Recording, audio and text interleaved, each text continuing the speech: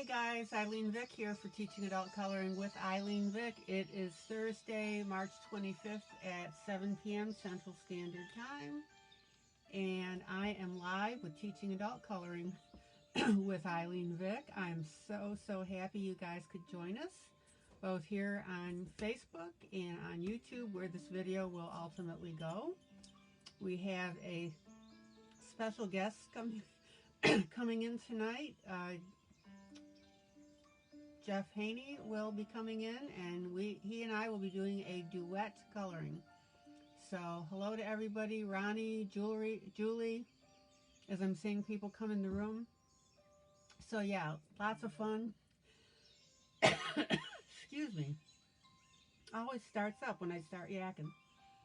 Okay, so also, let's see, events. We've got April 1st, Jillian will be here, and she is from Jolt Book Publishing. You guys met her the other night. We had so much fun with her here. It was last night actually, and if you missed it, you can either catch it on here on Facebook or of course on YouTube. Okay. Hello Jojo, good to see you. Australia, glad to see you.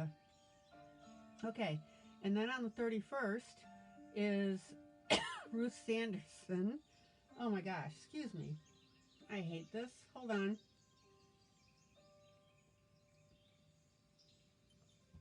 Okay.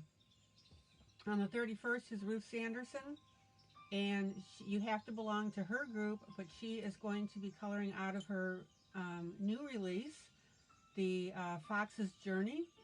And I highly suggest that you watch that. Wonderful, wonderful lady, wonderful artist. You will learn a lot. And so again, you need to join her group and talk to her or go in and watch what she has to show you. Okay, so I'm going to flip you around now. Oh. Ask him.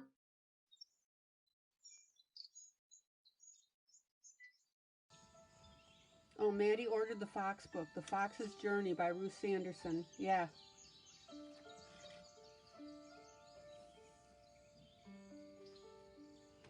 So the fun thing about tonight is that this is Jeff's image, and we are going to be coloring it side by side. And Jeff has not used markers or pencil. I don't know what that mouse is eating. We'll have to ask Jeff on that. We'll check with him. Oh, Maddie ordered the Mandela book.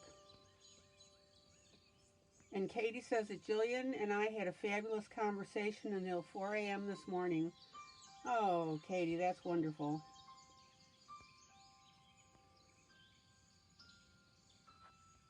Super.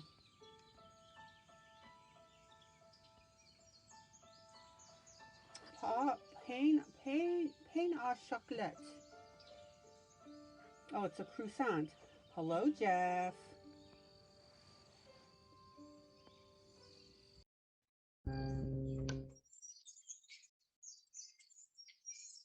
Okay.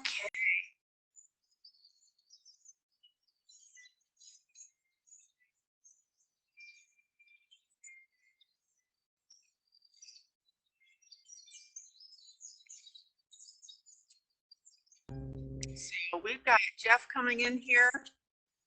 Hello. Hey. Ooh, look at you, fancy you with your headset. Oh yeah, I'm Judy from Time Life. Stay tuned for an important message. There you go.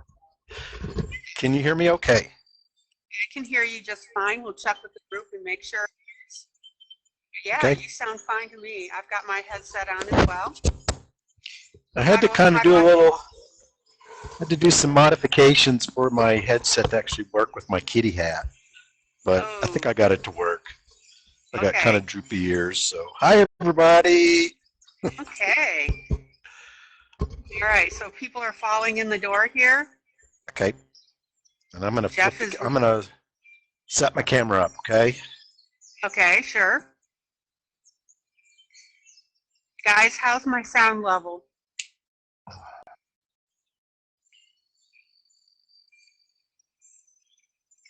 All right, so Jeff's getting that switched. Rita from Guatemala. Guatemala. There we I'm go. so How does excited about this. that how does that look? Does that look okay?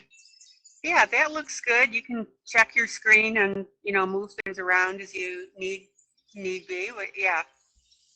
Okay, Lila says we both sound great. Okay. Now, Jeff, And is the I light? don't know if you have. Yeah. Uh-huh.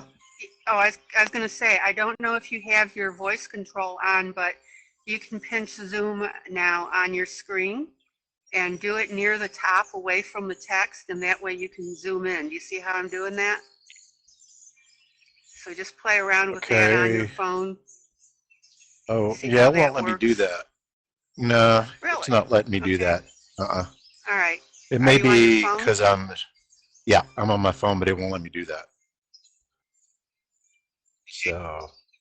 It also may be where you're trying to do it because that's a smaller area. So yeah, that's all right. Okay. We're good. Okay.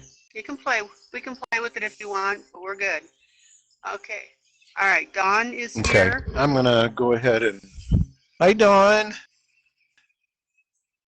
Okay, I'm gonna pull you up on my computer too, so I'm gonna be able to see any messages because it's my phone is actually doing the. There we go. I'm going to pull you up big on my screen on my computer so I can see it while we do this. Okay. Color. Yeah, let me get set up here. All right, I'm shaking my Krylon, and your image went a little blurry, Jeff. Oh, mine's blurry. It is blurry. Okay, why is that? Yeah. Why is that blurry? All right, let's see. Okay. It may be that when you went up on your computer for some reason, it increased. Oh, there you zoomed in too. Yeah, but I picked it up. I picked it up and did it. I don't know why it's not. See. I don't know why it's not focusing. Okay. Let's see, hang on. Yeah. Let me flip. Let me try it again. Oh, your ceiling looks like mine. Wow. Okay. Shoot. Let's see. It may be your band. It may be your bandwidth, and when you went up on your computer, that affected your image. Because I think as soon as you launched it on your computer, that's what happened. Okay. Okay. Let me try stopping it and see what happens. Tell me if did it get better? No, not yet.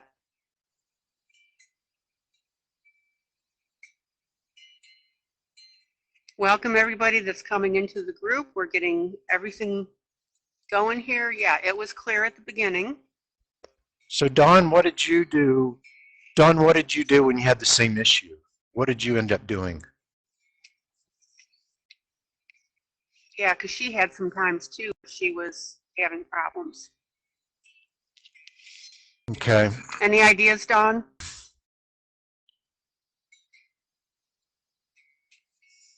Maybe bring.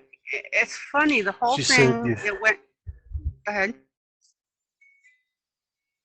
Let me pull out. Sorry about the technical stuff. I just got to get this right here and pull the camera off. Yeah, that's okay.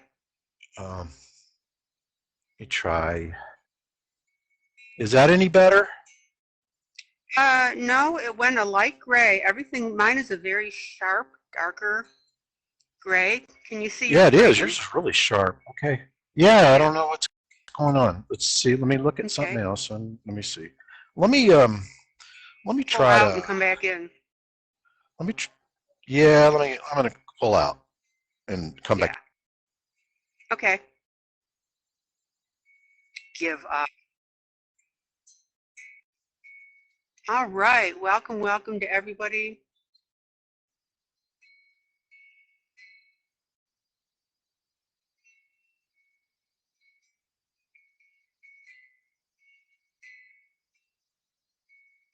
You know what, Dawn, when Jillian was here, she was like drop dead sharp, you know, focus.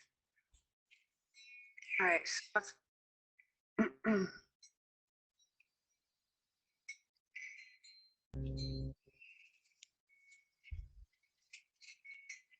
okay. Is it better? No. Just okay, I'm not sure what else to do. Let's see. It's so bizarre. It was, know. I mean, the first few minutes it was crisp and sharp, and then it problematic. Okay. All right, let me try one other thing. Sorry about this, you guys. Let me try one other thing. Let me restart my computer and see if maybe there's some issue there. Huh? Do you have an iPad as well?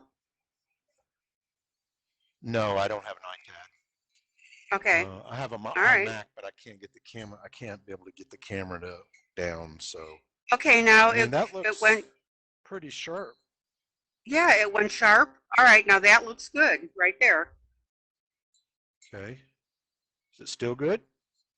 Yeah, it's still, well, it's funny as you pull out, it gets wonky, and now it's wonky again. Wonder if maybe you can get closer. Okay, let's see. Let me adjust my thing here.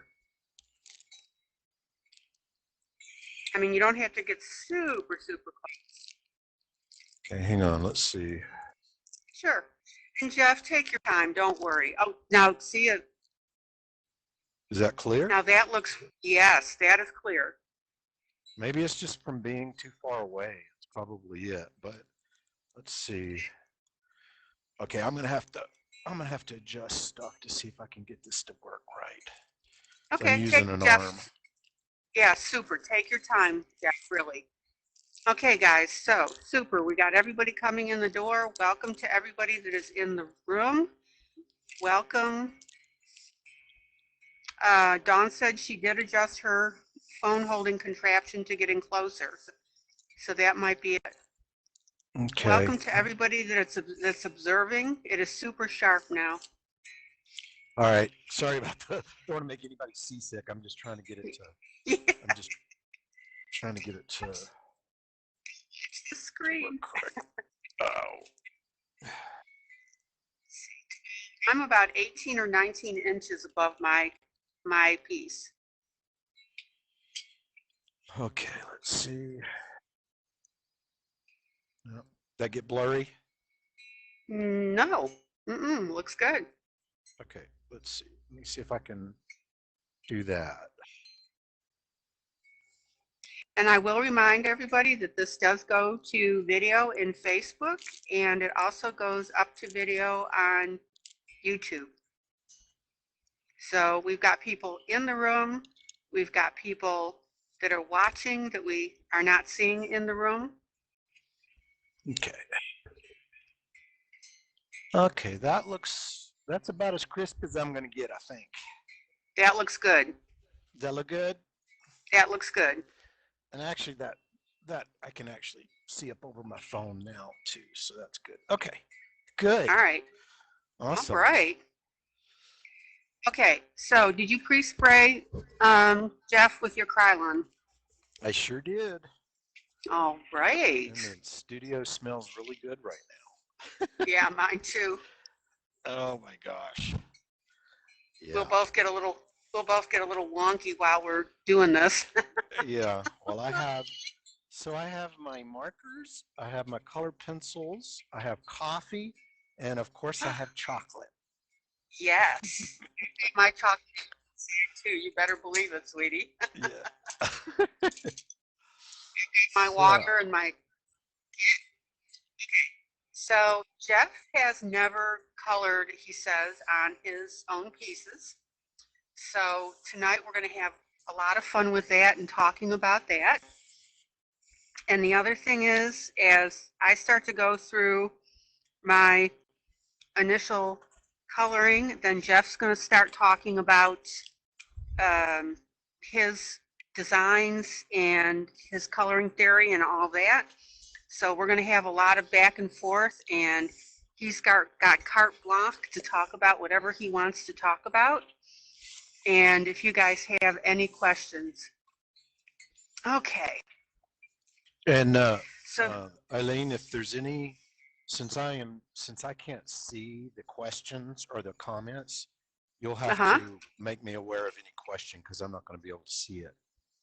Okay, we'll work on that. That's fine. Okay. Okay.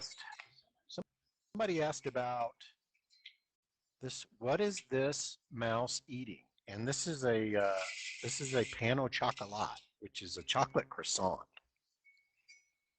Ooh, okay. So chocolate seems to be the theme. Good. You know, the funny thing, Jeff, is that we always end up talking about food when I'm broadcasting. I mean, almost without fail, somebody discusses food. Oh my gosh.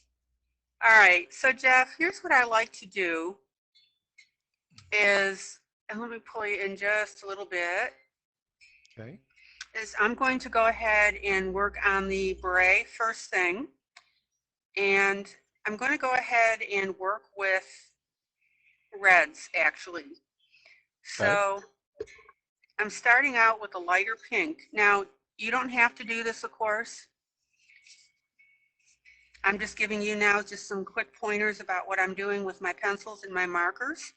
Okay. If you choose to just go with just marker, or I'm sorry, with just pencil, that's fine too.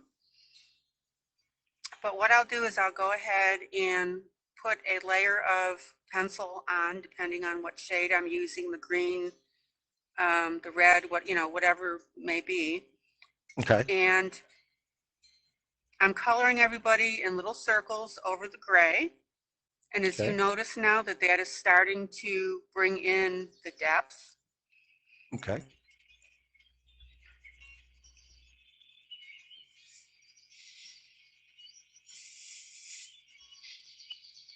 Now, when you color in grayscale, everybody, you don't want to be pressing hard.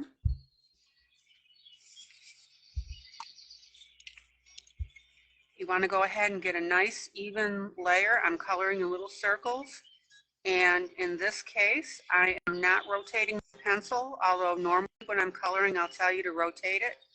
The reason I'm not rotating it this time, and can you still hear me okay, Jeff? Yes, I can. Yes. Okay. The reason I'm not rotating my pencil, whereas normally I would tell you to do that, is that I want the flatter side of the pencil on this background. So as you can see, I'm going to go ahead and do this whole piece in this pink. Now, this is a Ruth Sanderson tip that when she does her Santa Claus, she will put a layer of pink and then she'll go ahead and put whatever other layer that she wants to put on there. So I look at this. So we've sprayed this with the Krylon. And let that dry. It dries very quickly. Okay. And then I'm going over everything to create the base color. Now, whether you go over everything or not is totally your choice. If you have another design in mind, that's fine as well. You don't have to do the whole thing. As with everything else, there's different methods that you can do to do this. Now, I'm not going to blend this with a blender pencil. Jeff, you've got, of course, blender pencils, right? I do. Okay. So if I were doing pure line art, I would be using a blender pencil on that just to smooth that out a little bit. And I may later. It just depends on what happens as I'm going along. Okay. So here's the trick, guys. And for those of you who are not super familiar with marker, what I want to do is I want to highlight now the edges. Let me pull this down just a little bit.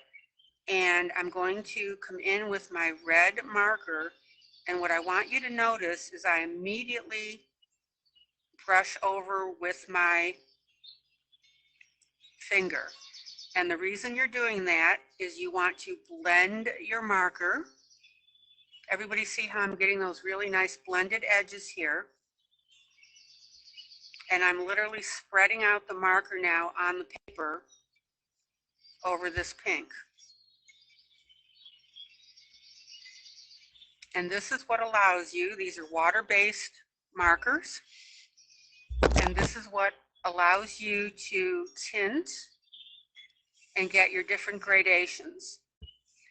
And the other neat thing is, see how I've got this little tail now of color that's come down into the hat? That has come from my marker, okay? If you wait on your marker and you don't blend that right away, it absorbs very quickly. So it's like a boom boom type thing. Okay, so now I'm going to go through where Jeff has put his gray.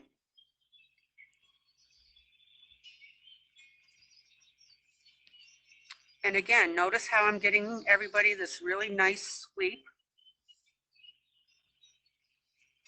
of color.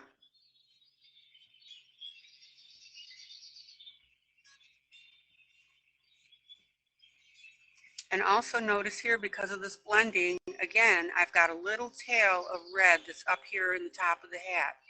So that's a really neat thing that you can do with this. Now, yeah. So that gives movement to the piece. And if you want to go back now and darken in any of your edges, then go ahead and go on your edge. And wherever you go back over with your marker, and I hate to tell you this, Jeff, you went blurry again, but that's all right.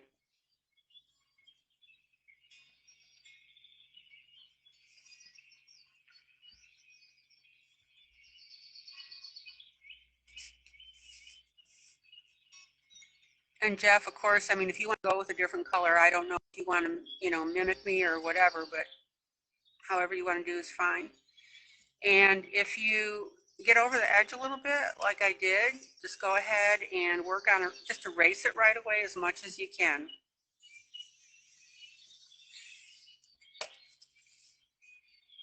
Okay.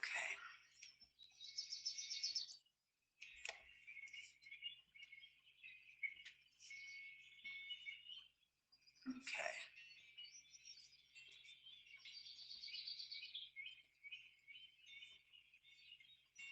Boy, that music does sound cool in the background because, of course, I can hear it over my headset.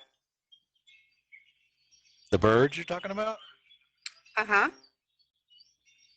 Okay, so you lay the color pencil down. And I'm going to try, let's see, try something. Okay, Stacy, I'm crystal clear on my side, what I'm seeing on the monitor.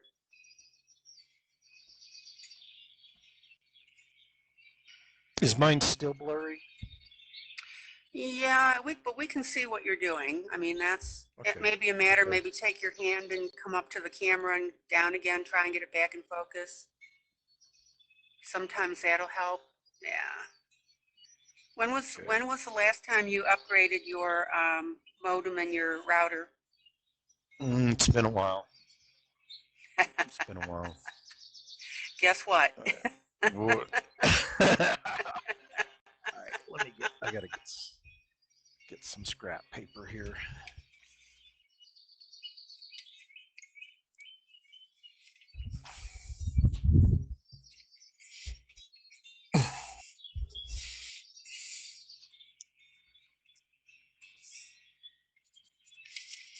All right, so I'm going to try something. Huh? You sound fabulous on your headset. I sound what? Fabulous. Oh, good. Good. Oh, that does work cool. What's that? this blending technique. Mm-hmm. But you got to blend it right away. Don't hesitate. See, you're hesitating. I mean, like boom, boom, boom. Okay, got it. There you go. Okay. It's like instantaneous. And then if you want to darken your edges near the outside of the hat, you just go back over with your marker, and that repeated stroke of your marker will darken your color. Okay? Okay. Oh, I see. Yeah, you're right. I need to do it right away. Mm-hmm. Wow, that's cool. And I'm working on it. And What kind of paper are you working on? So what is your paper?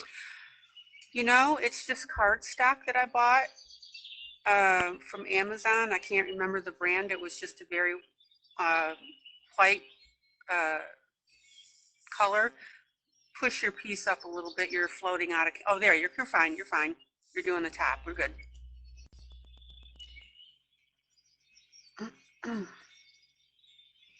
Okay, and then Jeff, as you're going along here, you can see what I'm doing at the same time, right? Yes, Jeff? yes. Okay, see how I am sweeping my finger to make those nice little tails right now? So I'll put the color down and then sweep it with my finger. Mm-hmm.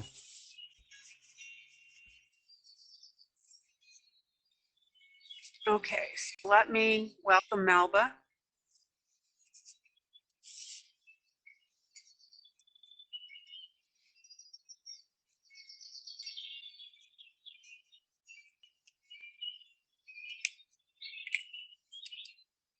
And then at this point, I'm going to go back because I want a richer red on the cap. This is so cool, Jeff. I'm so excited. This is fun. It's fun. I'm just going to jump in and just start doing some things because I've never used these markers before. So I'm kind of, I really want to try some things with it. Have at it. Yeah, you don't lockstep with me. I'm just showing you the technique, and whatever you do from that point on is definitely, yours. Okay, so notice everybody that my hat is looking very striped, and I don't want that. So now I'm going to go back with a red, and I'm going to go back over the cap in circles.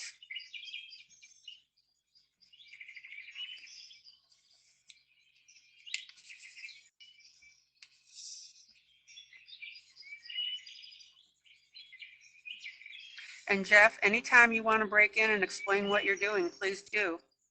Okay. So now I'm getting this red now. So the cap overall is going to have that really nice red. And I want you to remember that when you add a base color, such as that pink is influencing the red that you're putting on top.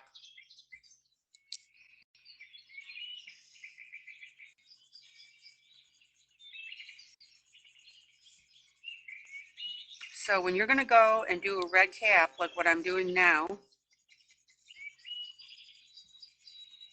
don't hesitate to put your pink down first if you want, or put another shade down of red if you want.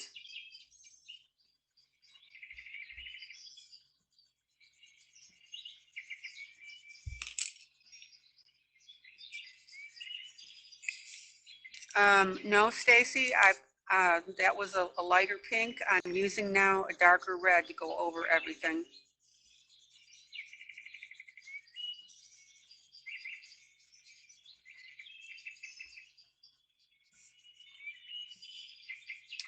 Now, you will hear opinion about not putting marker on top of pencil. And I totally ignore that.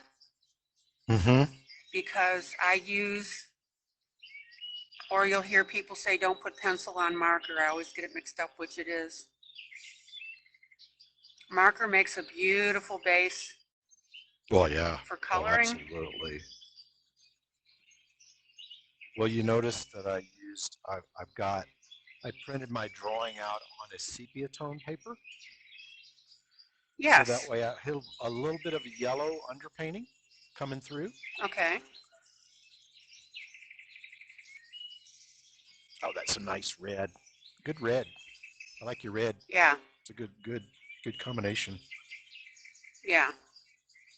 And like when I get to stuff like this right here, I don't even worry about stuff like this. I don't even worry about that because I'm gonna be putting some light stuff back here in the background from the light coming through the cafe. So I'm not even gonna worry about that. To me, it's just it's part of the happy accidents. Yeah, the reason for the issue that Katie brought up of the marker on pencil is because they say that it can destroy the nib of the marker. I don't worry about that at all. I really don't. Okay. Oh, that makes sense. That makes sense.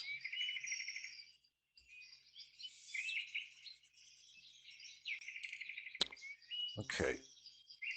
Now, the thing with grayscale, everybody, you don't want to work against that gray. Let it come up and let it influence how you color and how you shade.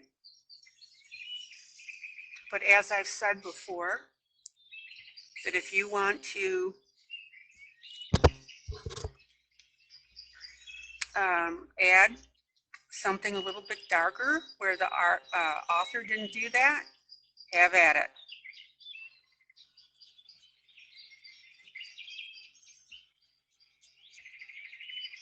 But notice now on the bottom of this cap how that gray is influencing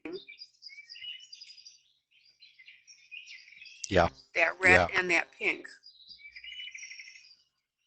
Yes. You're working with the brown, I see. Yeah, I'm using that in the shadows because it's a little. I'm kind of thinking a little bit later in a way. These are great markers. Markers are great. So I have a real kind of a warm orange color for the cap. So that's what I'm doing. Just to do something a little different. Okay, and Jeff, at this point, go ahead and if you want to start talking through about what you're doing and what colors you're using, please feel free. One of the things that I like to do is I need to let's see. Let me I want to introduce as we're talking. Let me go get a fresh sheet of paper because I'm gonna start introducing some of the reasons of why I choose the colors that I do. Beautiful. Okay. So I'll be right back. Let me go get some scrap paper. Okay. And I can't trash talk Jeff because he can hear everything I'm saying on his headset. Hope he heard that. I can. I'm in the other room. And anybody who wants to ask questions, I mean, please feel free. I won't see them, but ILene will see them. Let's see. Yeah, and if I pull back on coloring to monitor questions, that's fine as well. Well, I'll do both. That's not a problem at all. If I miss a question, please ask it again.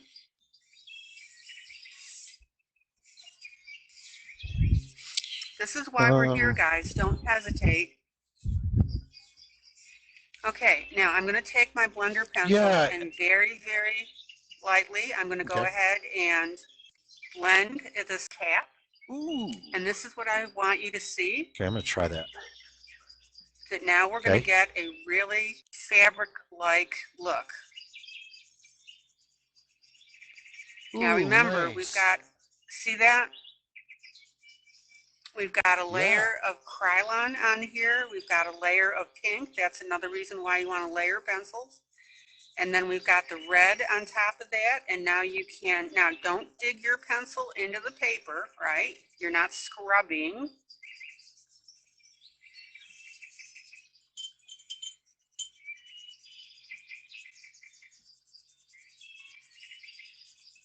And for those of you coming in, this is Artist Jeff Haynie, and he's a guest here tonight watching us doing a coloring, a duet coloring. This is not a competition at all. We're here to be here for you and to have you learn. That's right. That's right. Jeff has never colored in one of his own books with marker or coloring pencil, so he thought that that would be a really neat. See how soft that got, Jeff? Mm-hmm. It looks great. Now, another thing you neat blending. Oh yeah. And let me show you another little technique, Jeff. Okay.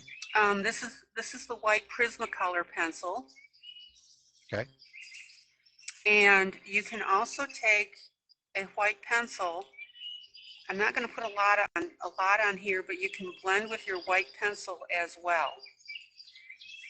Now you just have to keep in mind that that's going to lighten your color. And let's say that you want to go ahead and add like a little extra streak. You see that streak, Jeff? Yeah. That I just put in there? That's what you can do with your white pencil. Yep. So you can use it both to blend and also to color in additional highlights.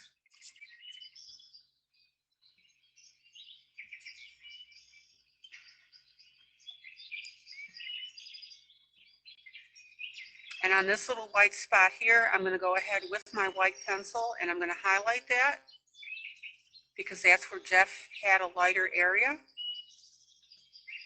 Mm-hmm. And if you ever have a circumstance where you accidentally color over something and you meant that to be lighter, you can go ahead and get that back in with your white pencil.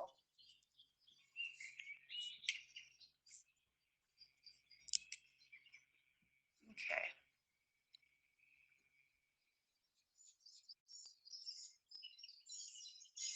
Let me turn this and show you what I have so far. Everybody Nice. see how rich, how rich that looks. Yeah, that's a great blending technique. Really cool. Mm-hmm. I'm gonna try. I'm gonna see how the markers do. Like, I'm gonna go ahead and lighten that back up in here since I got that darker. And then I'm gonna see. I'm gonna blend that. My blending tool. I'm gonna blend that just a little bit. And then I'm gonna try. Let's see. There we go. Get a little bit of. There we go. Okay, so you lighten it up and then you put your marker back on top. Yep, glaze it on top. Yep. Just a little bit like that. Okay, now Jeff, one thing I would suggest is get yourself a paper towel or a Kleenex and put it under your hand. Yeah, I've got a piece of. I've got paper towels and a little. I have paper towels and a little paper to slip under there. It's great. Well, I mean under your hand directly. Right under your hand. Okay, to keep from smearing it. Yes. Paper towel, tissue. Or your pen, exactly.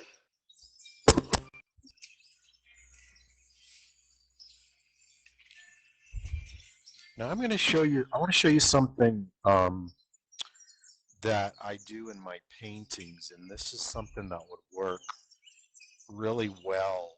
And I'm just going to talk a little bit about the color. I don't know if any of you are familiar with a color wheel where this is yellow, this is green, this is blue, this is violet, this is red, and this is orange. And what I do when I'm coloring, so like, let's say you have a red, or in my case, I have a red orange.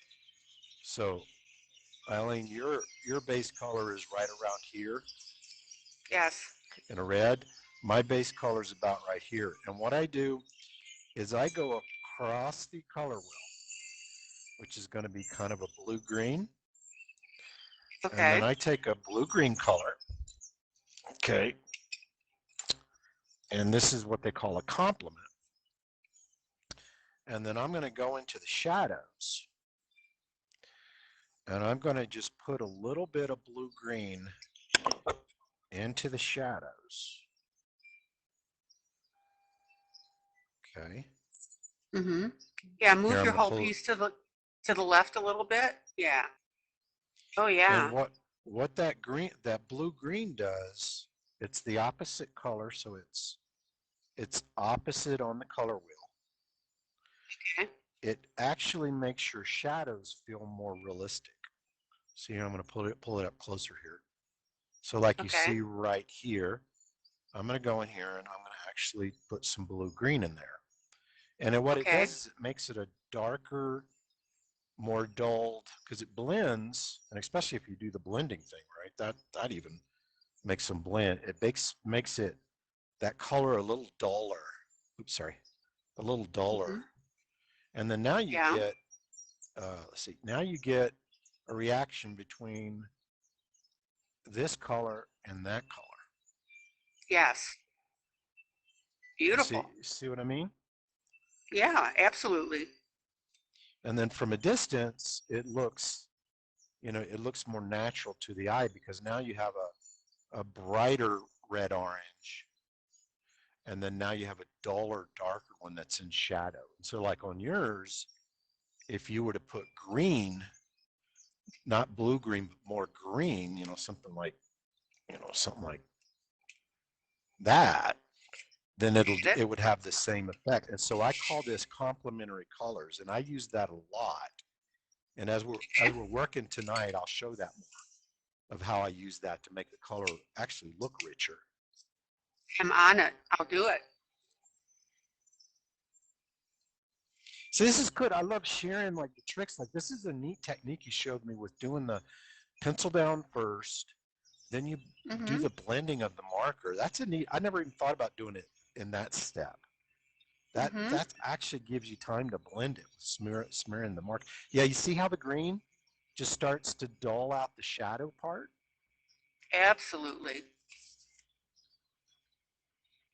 and you don't Cool. have to do a whole lot, just a little bit, just enough to get some, that color to complement it, to dull it Okay. out in the shadows.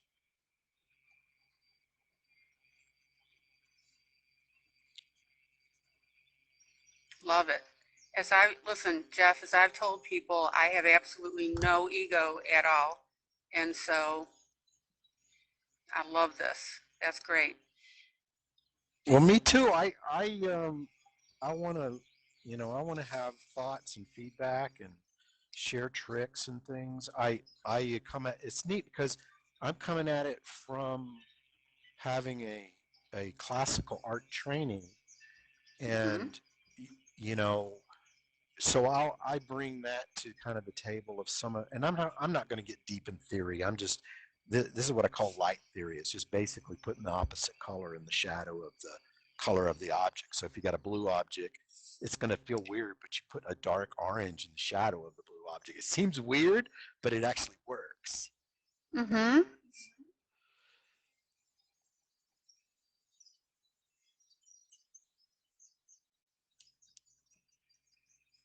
And this is why I'm absolutely delighted that we're doing this together, because by merging your painting skills and my coloring skills, this is the kind of information that we can get out to people. Yes. That's fabulous. Yes. Okay, I'm going to shadow up a little bit with the green as well Okay. on the top of the hat, just a little bit.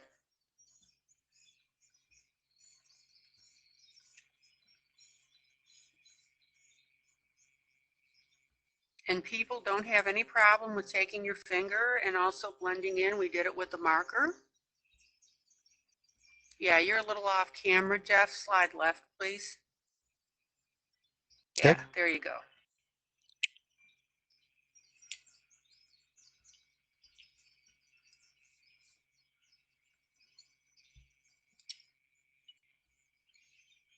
Yeah, now I have deepened red with purple a lot when I do my mushrooms. Hmm. I'll put my red on, and at the very top then I'll go ahead and add my purple. And it basically Yeah, does the same effect. yeah, that's great. You know, So and the if you're, thing, good. go ahead.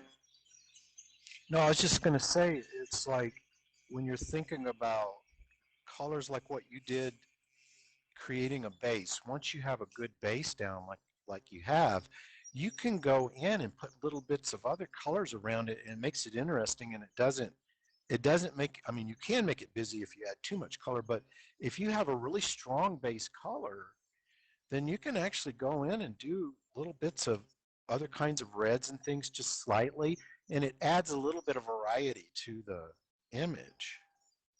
Exactly. And for those of you that don't know, Jeff has taught like oodles of years. I mean, he is teaching art now, and he is mentoring art students. So this man, it absolutely knows his theory and everything that goes with it. So this is another reason why I'm delighted to have him on tonight. And he will not overwhelm you at all. He'll give you these little tips and stuff, and it'll just fantastic stuff. You know, when I'm working too, Eileen, you and I talked about this, is it's just important to just stay relaxed. Don't get too tense and Okay. thinking, you know, I think we can tend to make things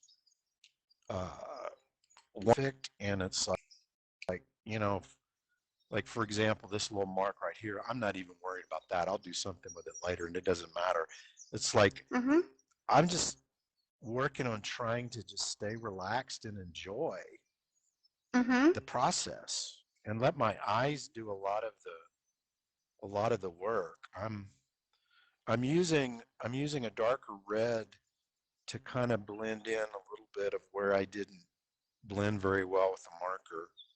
And I'm just Mm-hmm. doing little bits here. You can see what, if you look up close, you can see how I'm adding different reds in there.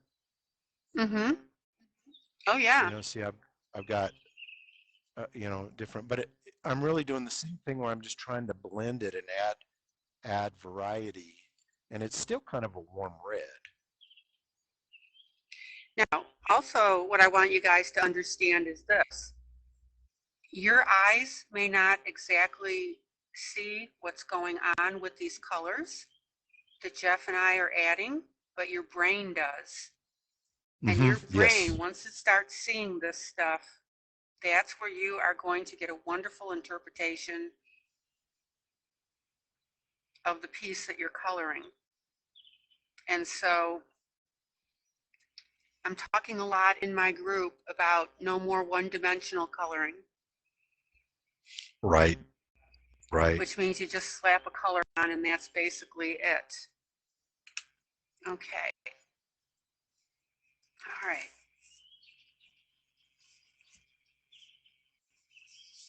Now, the other thing too that I always tell people is don't ever be afraid to go back to an area that you colored before. So, for example, as I'm starting to work on the scarf now, as I'm working on that and putting my colors down, I may see something with the hat that I want to balance or change a little bit. And some people think that once you're done with an area, you're done with an area. Now, That's good. yeah. And I also want you to notice that as I'm coloring this, for whatever reason, the Krylon, the paper, who knows, I'm getting a little bit of spotting on here, and I'm not worried about that at all. And unfortunately, some people get fixated on that as well, that as they're coloring, they see spots coming up or whatever, and they stop and try and fix it. Don't do that. Go ahead and work your area and then go back to what you need to do.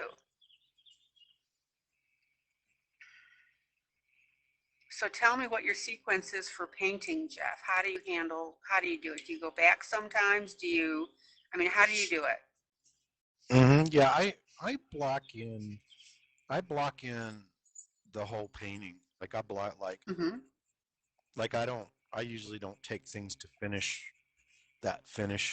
I usually block the colors all out, and then I work on areas, and I kind of build the whole piece up at once. So that way I can kind of see how to balance it to, to do that. But Mm-hmm. that's a little different with the painting process. This process, it's good because you can just work on a section at a time and not really worry about it that much. Right, but having said that, I always tell people that if they know that they're going to color an area blue, for example, to not come in with the final shade of blue that they think they want. Right. They You need to build it tint up. it in. Yeah, you tint it in first. Okay, so that goes there. You tint it up first and then go back and then start adding the hues that you want. And the reason that I always say that is because you may think that you want to do something dark at first, and then you realize that that's not what you want to do. Julie wanted to know if I'm using a Prisma. I'm using a Fila pencil. I have 11 brands, excuse me, of pencil, and I have them grouped by color and not brand, and I just pick out the colors that I want.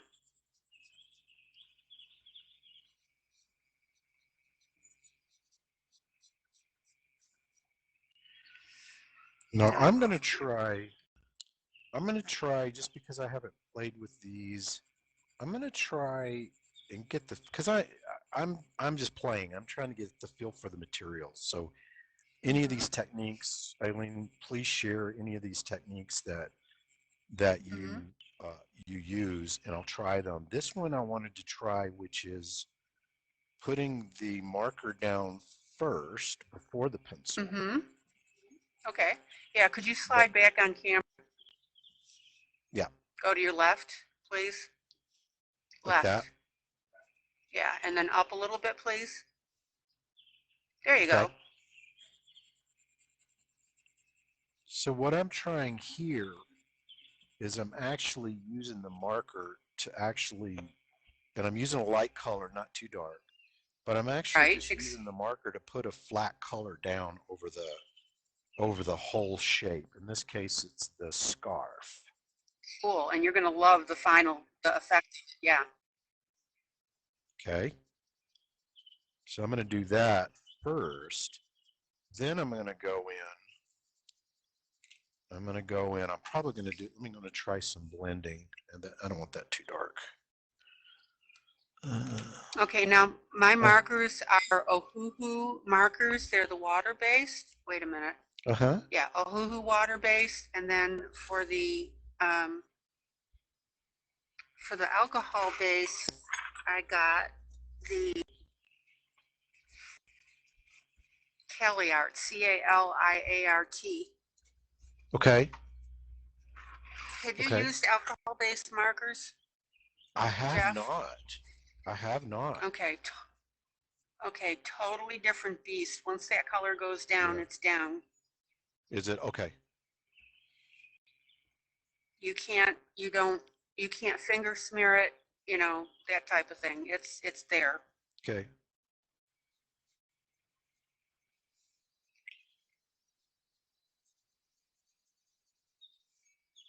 So now this is how I'm used to using markers like this, is where you put a light color down with the marker, and then you get another marker that's a little darker.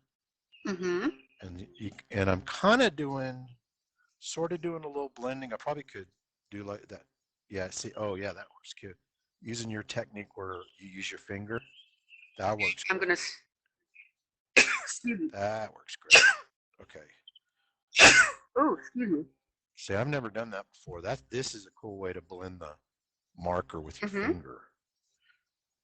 So now I'm using a little bit of a darker brown on top of that lighter brown to blend. I still haven't used any colored pencil yet. I'm still just using the marker on this. I'll go to the colored pencil last. Now, on your marker as well, when you're working with one color, if you want to darken area, just repeat stroke with that same marker. You can do that as well, too. Okay, just letting you know. Okay. No, that's good. No, that's good. That's good. Okay, well, I love and that someone, blending. Okay. yeah, someone mentioned, I'm looking at comments, what is cell style? Rebecca, what is cell style shading? Can you please explain that? Comments as they go by here.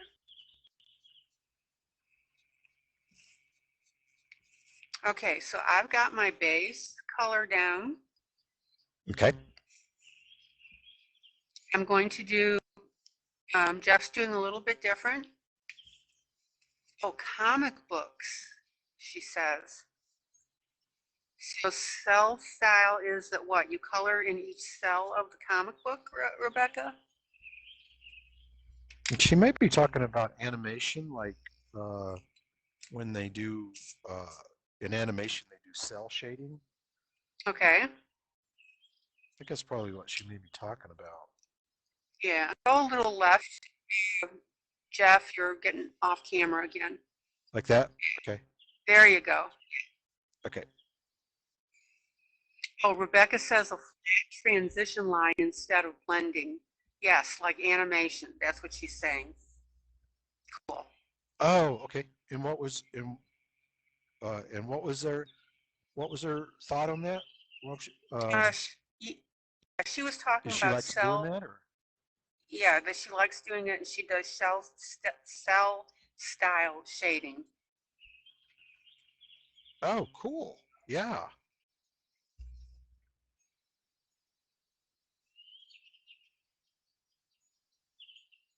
Come on, guys, in the room, don't be shy. If you have a question for Jeff, ask him. So if you color a certain way, tell us. Go ahead, Jeff. Yes. So yeah, I just tried this where I put like a kind of a light yellow down first, and then I used a little bit of a darker one to do the shadow. And then I used the technique you showed me where I use your finger to blend.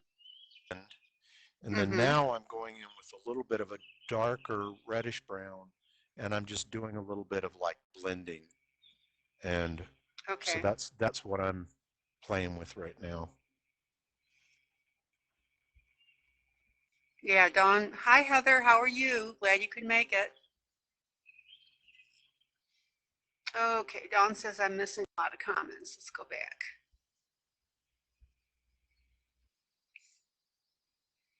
She's missing comments? Oh, you're missing comments. I'm missing comments. Okay. Okay. Sorry, Dawn you guys says, were. Dawn says that Jeff, you should tape an outline to keep the paper within camera range. Oh, okay. I should. Okay. Yeah. Thank you for because is what happened? Am I keep getting over here? Is that what I'm doing? Yeah. Yeah. You're going too far to our right. There you go. There you go. Okay. Let me put a piece of tape down. Sorry. So Rebecca says the flat line transition instead of blending. So that's what she was talking about, the cell coloring. Yeah. Okay, there we go. Yeah. And she says that alcohol markers are great for that. Yeah.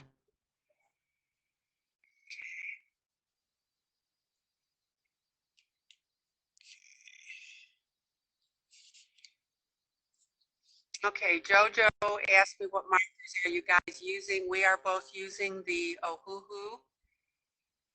Let's see. Ohuhu. Okay, say that water 3 times base. really fast. Say it 3 times Ohuhu, really fast. Ohuhu, Ohuhu. I did. Ohuhu, Ohuhu, Ohuhu. That was very good. I'm impressed. You brat. Oh, thanks for inviting me. This is fun already. I'm on my first cup of coffee, so I'm just getting started. There you go. No, I didn't want Now, that. if I I didn't miss, want that. if you guys, okay, Stephanie wants to know how many books you have out right now, Jeff. Let's see. I have one, two, three, four, 5 books out. I have 5 books. Which the 2 are Yeah, duplicates because of grayscale, right? correct. Yeah, it's basically 3 books. So it's 3 books. But yeah, well, I mean, it's technically 5, but the first 2 books have a line version and a grayscale version.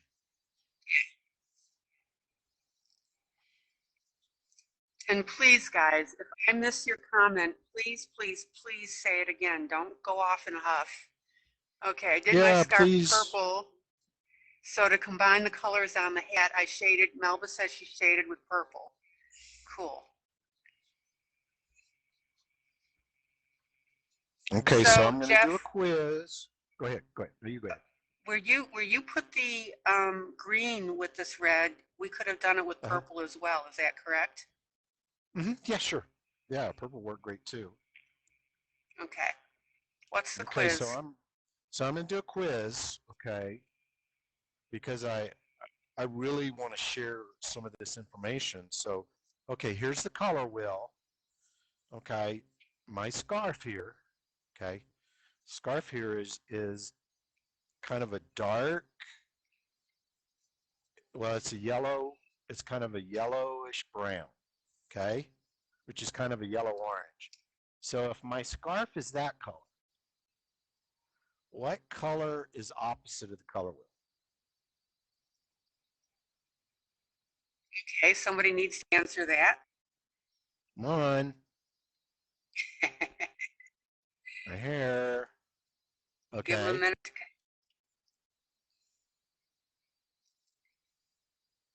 Keep coloring until somebody answers.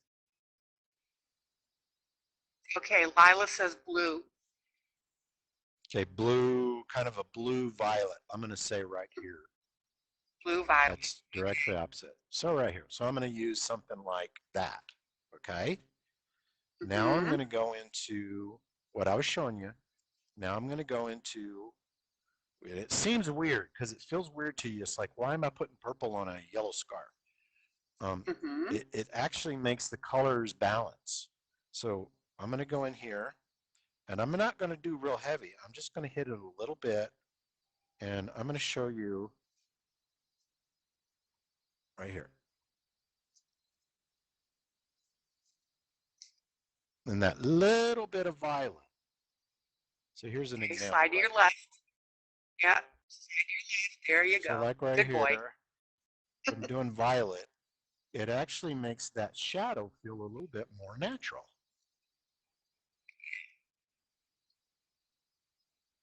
It's just one technique. I'm really just sharing, other ways to think about it. And it may be just foreign. It may not, you might not want to do that, and that's cool. I just want to kind of share some of the things that I use in my paintings to make the paintings have a little bit more drama with the color. Because we're talking about color here.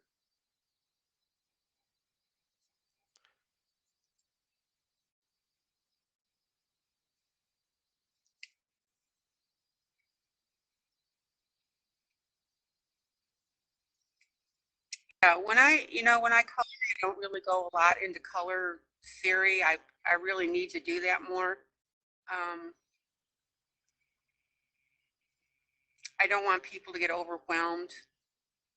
Right. So I pretty much stay with basic, but I think I can get more advanced basic,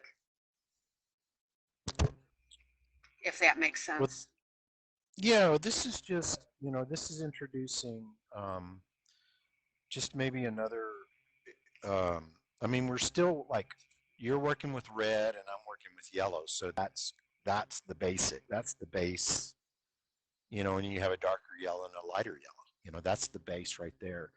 And what I find that in the darker areas, I mix in a little bit of the opposite color and it just makes it balance and it doesn't take much. It's just a little bit, like you were talking the purple. Like I like how you got the purple down at the bottom of the scarf, and that difference in the color makes the light feel more natural.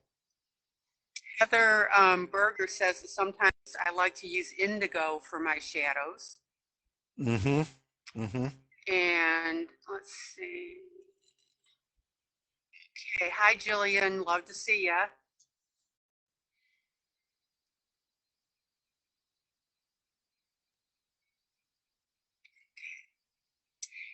I don't know if you caught the broadcast last night, Jeff, but Jillian is the owner of a business called Jolt Books, JOLTBOOK, no S. Uh-huh. And she and I are working together now to bring artists into this group and introduce them to my peeps. Oh, cool. That's awesome. We are so That's excited. awesome. And the neat thing is, and you struggle, Jeff, as an artist and getting recognition and so forth, but Jillian's mission is to bring in artists that are as good as a Kirby Roseanne's, but just don't get recognition. Right, right. So, and not downplaying Kirby. I mean, obviously fantastic artists, just wow.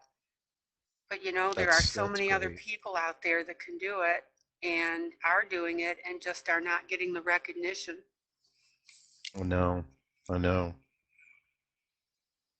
it's, that's such a great thing too. And, a lot of, and that's why I was telling you, ILene, that when you meet a lot of artists, most of them are pretty nice because they've had a tough time trying to make it. It's a hard business, especially if you do it for a living. It's a hard business to do. Yeah. I mean, look at how many years Ruth has been at it. Yeah. I mean, she's been at it for a long, long time. Okay.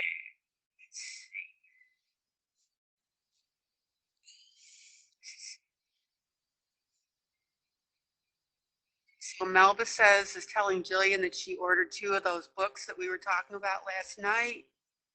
And Lila's got the Easter egg book. Yeah, because we're going to April 1st. Jillian's coming in. She's also an artist, Jeff, and she does her own books, and she is going to do that. So that's wonderful. Oh, cool. That's cool.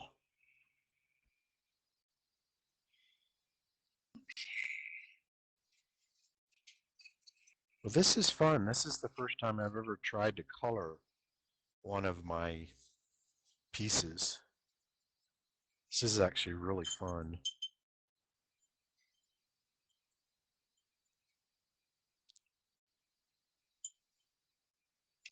Oh, I wanted to tell you, I talked with Hannah Lynn today. Okay. And she said what you're doing is fantastic. Her and her husband they're really busy getting their house on the market. They're literally about to sell their house and move across the country. It's a big move. So she said she's had to really back off on some of her business stuff right now because they got to do this move. So after she gets moved, okay, we can talk about. But she said sounds really exciting. I shared with her some of the stuff that you've been doing, and she thought it was really, really cool. So anyway, I just wanted to give you an update on that. Yay. Okay, so what I'm hearing you saying is she's saying yes, but not right now. Correct. Yay. Correct. Yeah, she's just got so much on her plate right now, getting ready for getting their house on the market and basically picking up and moving. I think they're moving to the East Coast, I think is what she said. I didn't really get a chance to talk with her very long, but yeah, so that's okay. Well, you heard it here first, guys. We're going to be having Hannah Lynn when she gets her moving done. We're not going to say a time, of course. What is her time frame for moving? She didn't tell me. She didn't tell me Okay. what her time frame was. Well, tell her that I'm very grateful. Cool. That's looking cool. I like it. I like all the red in there. Oh, the red, yeah. Tell her thank you so much, and when she can make it, we would love to have her.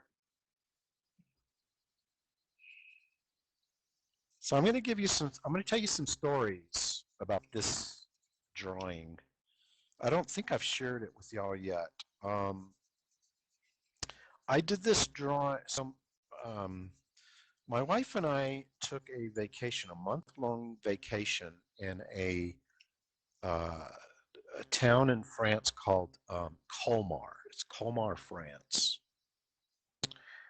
And we went. What it was a special trip. We have these friends in North Carolina that we went to college with, and we've known them. I think it was we were celebrating. I think it was celebrating 30 years of knowing each other. I think is that what it? I think it was either 30 or 40. It was 30. We were celebrating 30-year anniversary of knowing, being friends, and we decided to take a whole month off and go to Colmar, France, and we stayed in the downtown corridor, which was wonderful. And I would go in the afternoons and sat in the little coffee cafes out on the street, and I drew this drawing when I was out.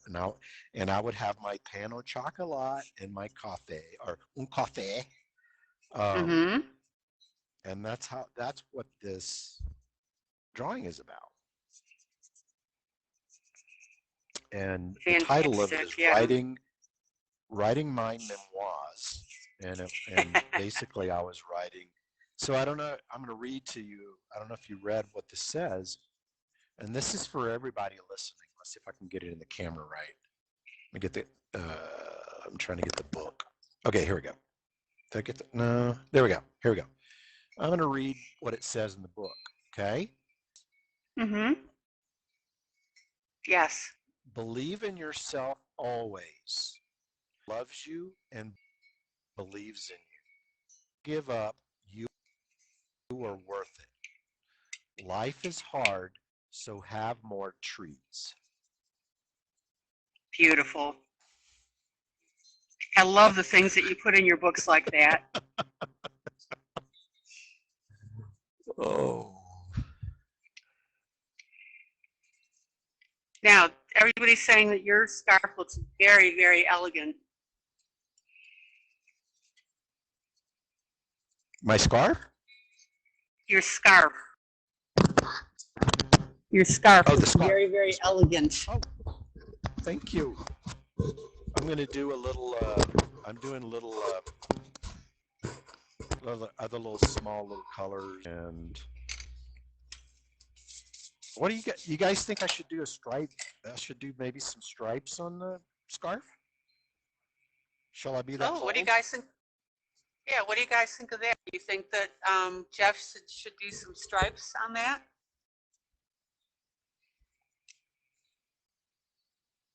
Yeah, let's let the thoughts percolate through.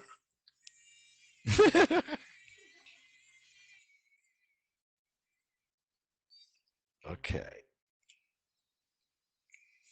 Actually, why don't you just go ahead and do that? Stripes would be nice to learn. Yeah, that would be a good learning tool. To go ahead and do it? Yeah, go ahead and do it. Okay, let's see. Let me see what color I'm going to use to do that. I'm looking at the marker. Okay.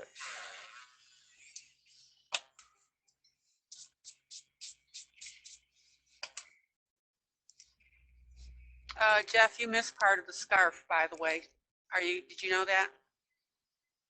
Maybe you didn't. I did? I did? You talking about here? Yeah. And all the way down to that little corner. Go to your left a little, down, down, down. Right there, yeah. I colored that. Look at mine. Oh, okay. Okay. Let me. Gee, I missed my own drawing here. Wasn't gonna say anything. Hey, you know what? Speak up.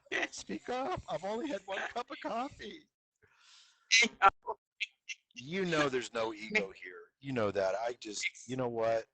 You guys, I really appreciate you guys even having me here. It means a lot to come on and share. And you know what? I'm doing art for not really for myself as much as doing it for other people. I just, you know what? I've walked on this planet long enough that there's just no time to let life be about, making some big name for yourself or something. It's just about, you know what? It's really about this right here, about relationship and about enjoying each other's company. And you also missed a couple of other places. You missed the brim of the hat. You need to go back up and touch that. And you also missed the right. Yeah, I see the two tiny lines. And then the scarf on the right-hand side near the coffee cup. You missed a little bit. This here? Yeah. That right there? Move everything left a little bit. There you go. Like that right there? Okay. Oh, I see how you're interpreting that. Got it. You sound like an art director. Okay. And don't feel bad. I was just informed that I missed a big piece too. I have an excuse because I'm talking to you. Lucky I remembered how I did the colors, so I could go back and do that. Hey, I'm telling you, that's impressive. Oh, I gotta tell you something really cool that I'm gonna be doing. Hang on. I think my audio's. Hopefully my headset doesn't die. Okay, are you there? Here. Okay, you're kind of cutting in and out. It may be me. So, for this year is going to be my 60th birthday. Huh? Okay, Grandpa's going to be 60 years old. Can you believe it? I'm 64. Oh, okay. Well, so what I'm going to do is I'm going with a friend of mine, a prospector friend of mine. Him and I are going to go to Idaho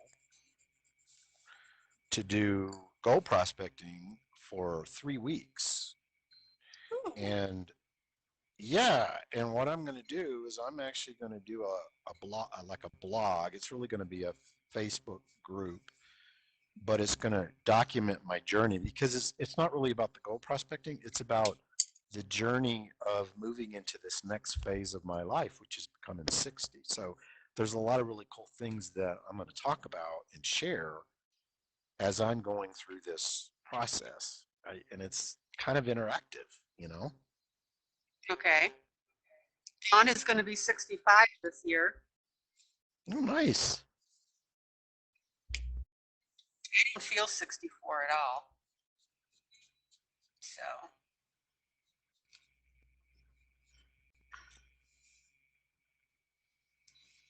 Okay, I think I missed. Did I get everything?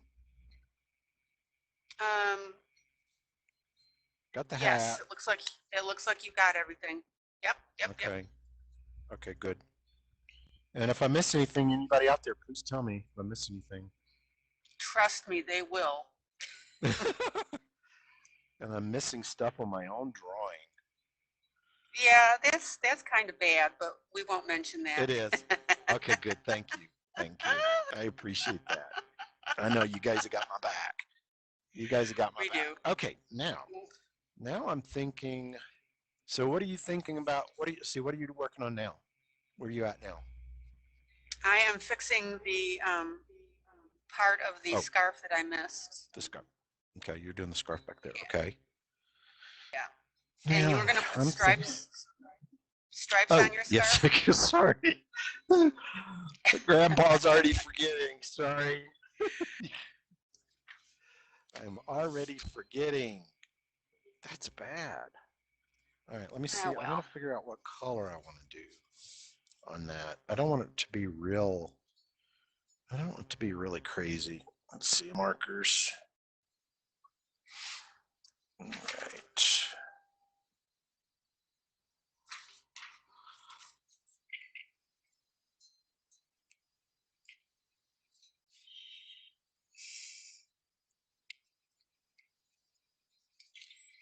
Might just do it with a colored pencil.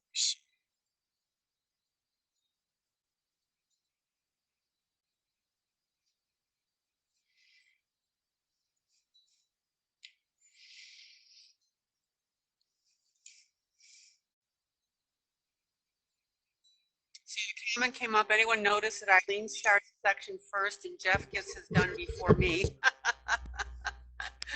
Oh, well. Oh, sorry. I don't. I'm kind of. I'm so used to being an illustrator under deadline.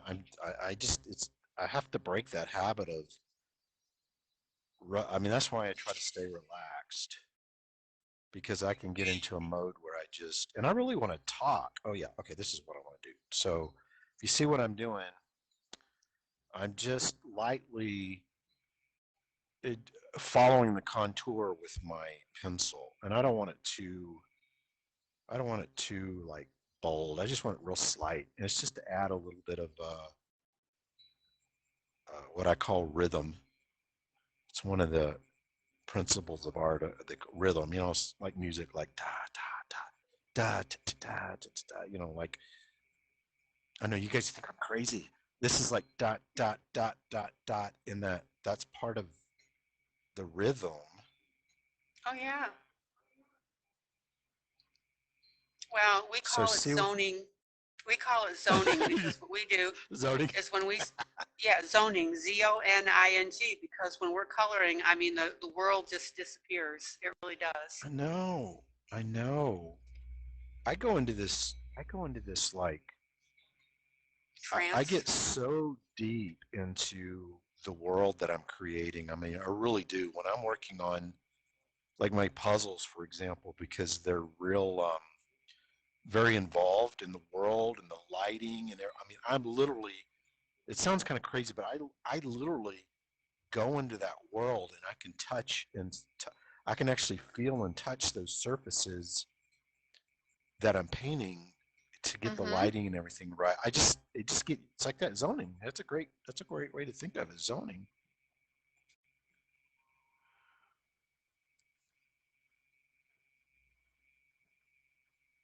I'm doing ever so slight um pattern on the scarf just because I want it to have a little bit more visual interest, but I don't want to get too bold. It's just real. See how subtle it is? It's cool. Just real subtle.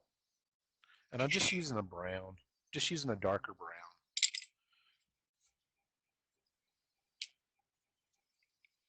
Just doing a little bit of a darker brown lines. And I'm using the line to go with across the contour of the scarf. It's kind of enhancing that rolling feel. Um, Yeah. Now, what I also wanted to show you, my peeps, too, is that if you want to darken in the edge of your scarf, and you can see that Jeff did it and I'm doing it as well, that's going to start to give you that really neat dimension effect. oh yeah, yeah. And again, I'm just taking my marker and I'm going whatever length and then immediately running my finger over it. And you can see now how we've got tubes here. I mean, it looks like tubes.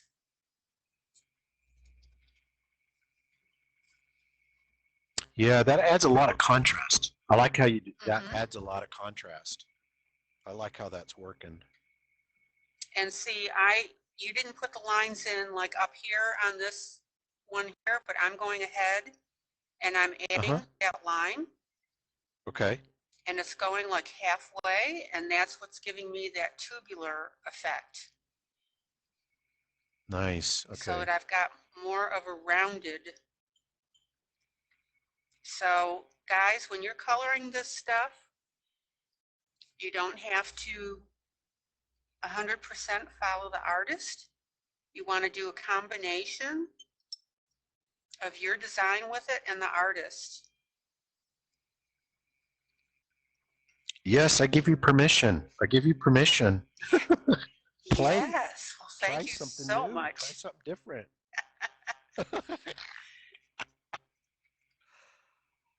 So go ahead and continue to explain what you're doing, Jeff. I'm going in and I'm actually blending some of the shadows. I'm actually getting a little bit more. It's almost like blending the lines. Like here, let me pull it closer. Like, because sometimes with the line work, like right here, for example, it's kind of like what you're doing with the marker, except I'm doing it with the pencil, where I want that dark line just kind of blend a little bit more. You see how I did that? Yes.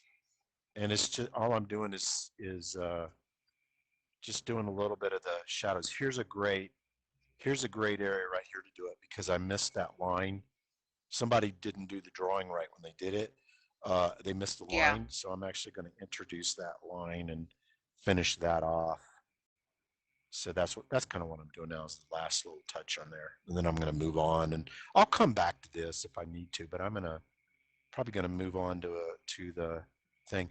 I like, ILene, I like how you got a big area of red. Like that red is really bold, and the scarf and the hat harmonize together because they're close to the same red. So it just gives more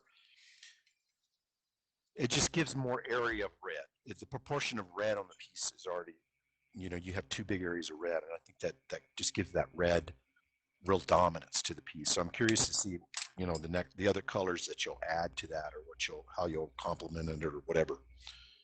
Yeah.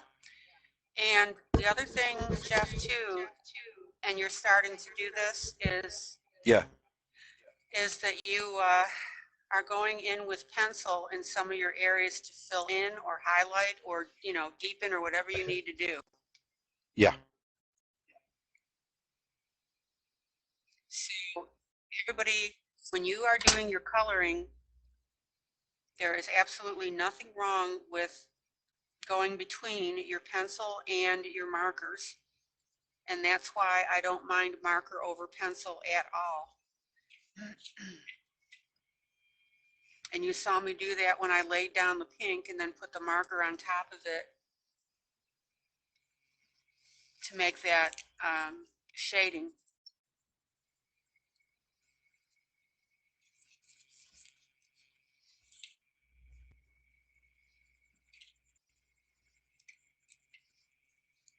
Are we missing any comments or questions or anything like that? Have we missed anything? No, everybody's kind of quiet right now.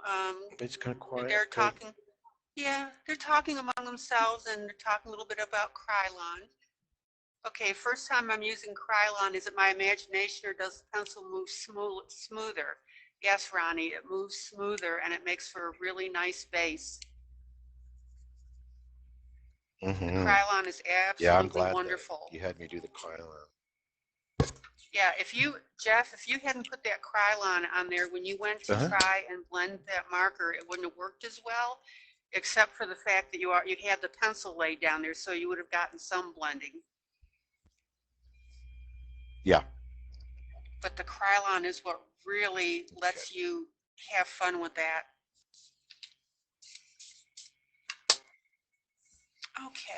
Okay, I'm going to go ahead and go into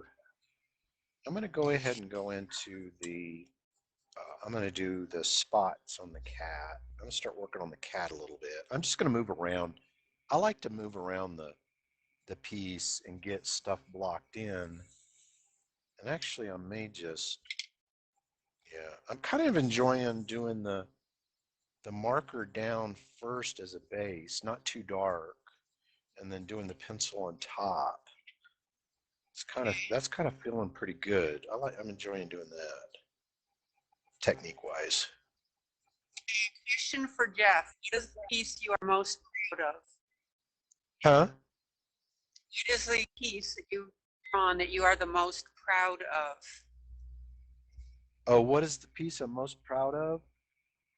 You know, the one I really it's a series, and y'all have seen some of them. It's the steampunk cat. I really enjoyed that. I'm going to do more of those. I've done quite a bit already, but the thing about it is it's like the cat has all these little contraptions. Um, like, let me go grab my book and I'll show you the image. And most of you probably know what it is. Let me go grab it.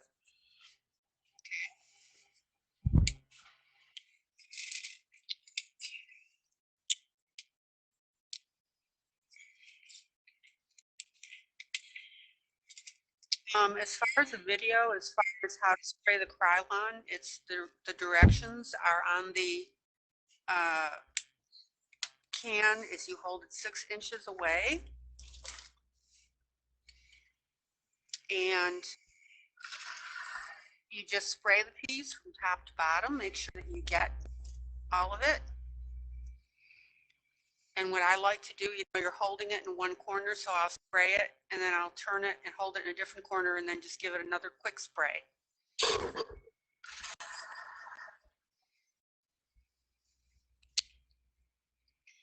This is the piece I was talking about. This piece right here. Yeah. And most all of my pieces, I like to put a lot of story. Like, if you look right here, I designed this little contraption called the Treat-O-Matic, and he has he grabs the little string and pulls it. It's actually a little spring-loaded arm, and he pulls it, and it pops a treat out. It pops a treat in his mouth, and then it resets and reloads. And this is one that's this one's dear to my heart right now. Is this one here is like right now, I have a cup of coffee here and it's cold because I haven't been drinking on it. Notice this coffee cup right here has a little propane tank with little flames to keep his coffee warm. Oh. So to answer the question about which one I'm most proud of, I really like the pieces where I add a lot of story. And it's fun to do that for other people to kind of discover these little things, like here's a mouse playing, a little one-man band mouse. It just, there's all these little stories within the story, and I love that. I really love to do that. And if you notice in my puzzles, like the one I'll have to run in the other room and got it. My latest puzzle that's out, the COVID-19 one, it's got so many stories in it. I'll run go get that. Just to take a break from coloring just for a second. Let me go grab that.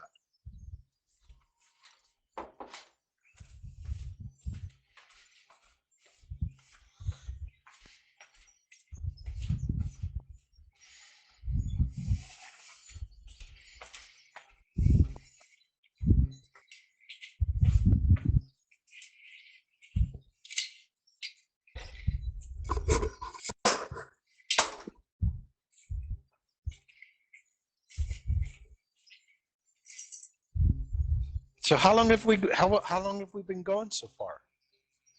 I don't have any concept of time. Hour and a half. Oh, really? Okay. This is my newest puzzle that I just actually bought this at Walmart. I saw it at Walmart. This is the COVID-19 one that I did, my latest puzzle. And I put all these little stories, like you can see the cat is eating a cheese puff.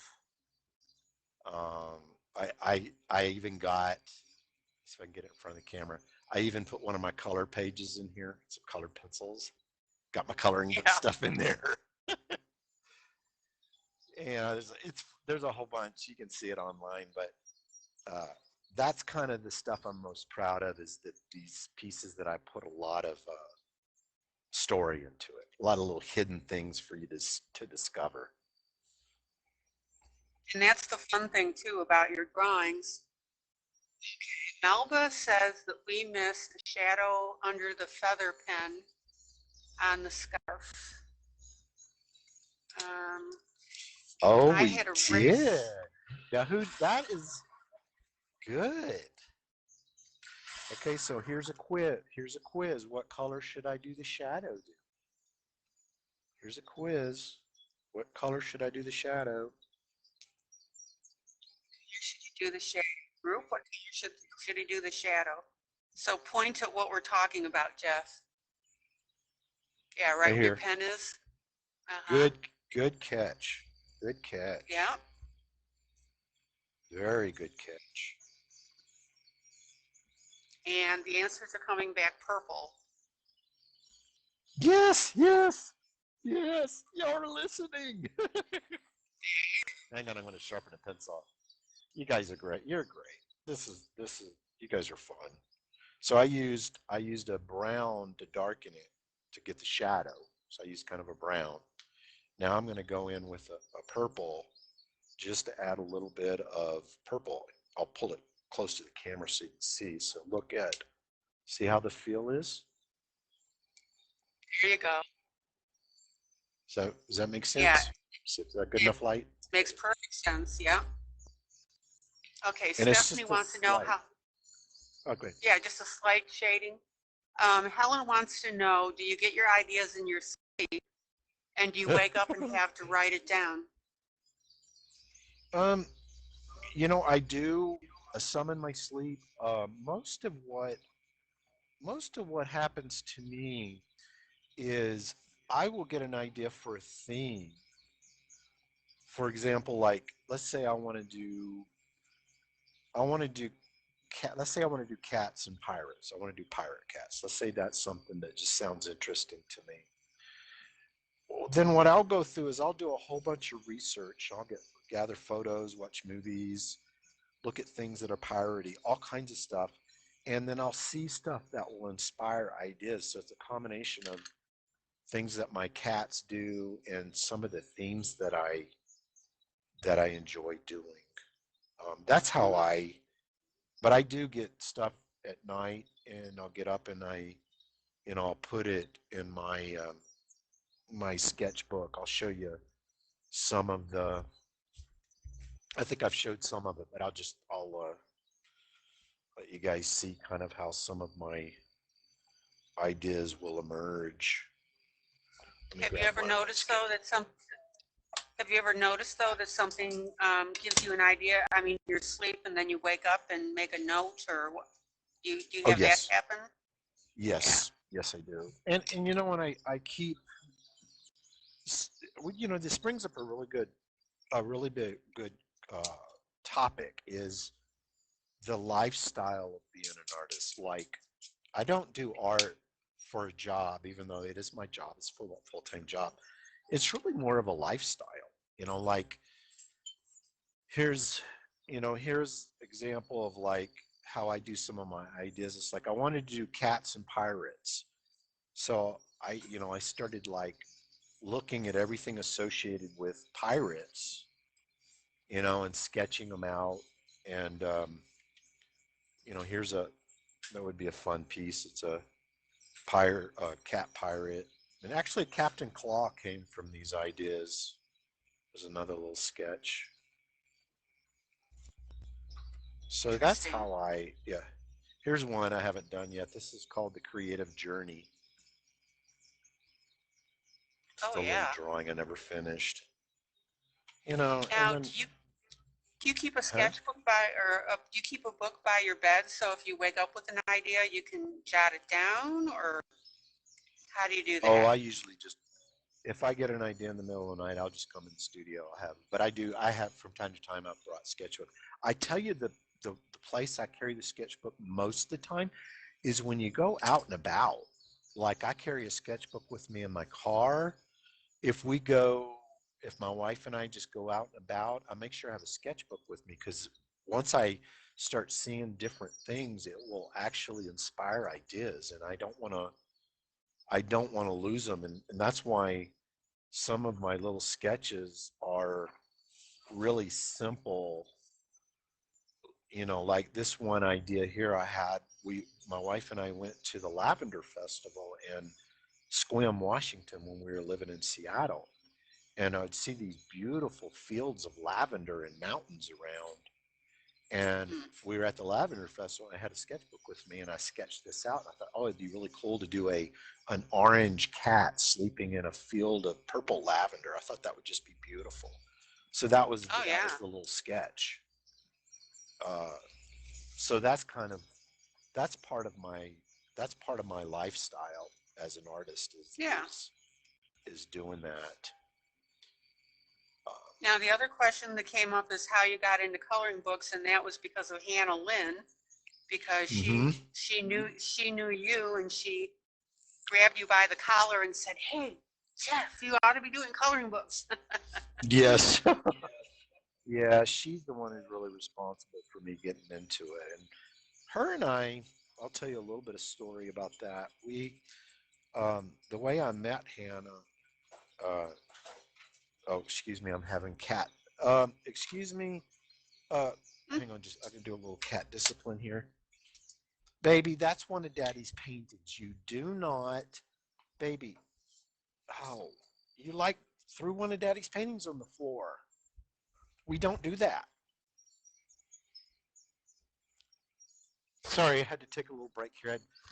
Uh, Kitty wants to play.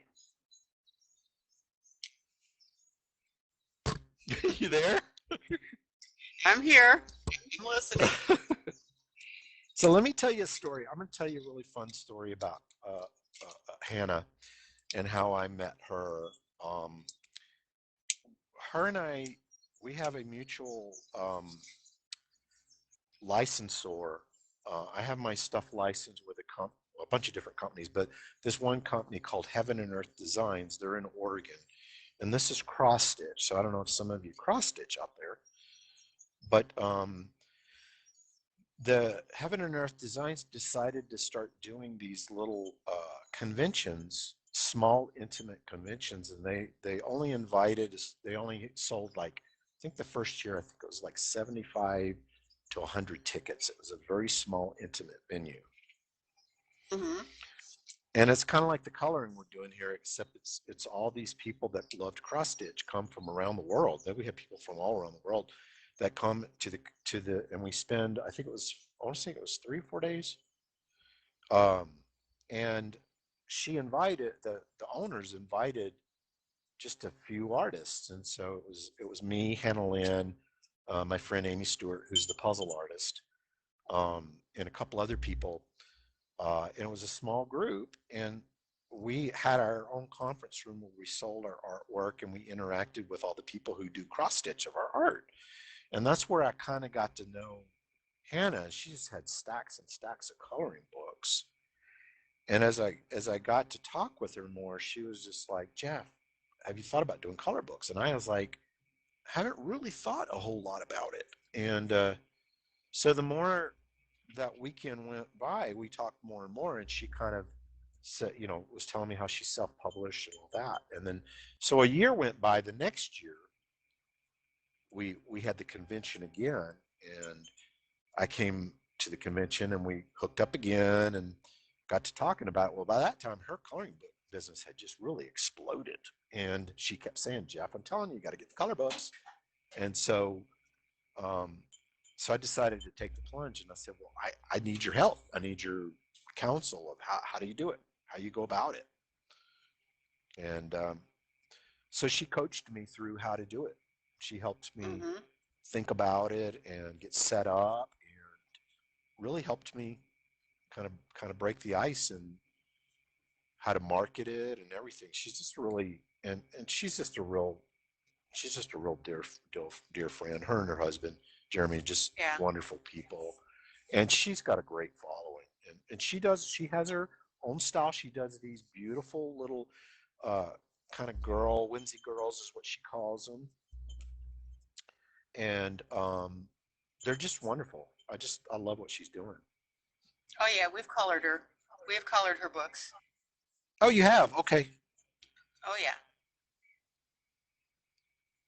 So yeah, she's just and so her and I talk pretty often, compare notes, and she's just been very, very supportive and very helpful.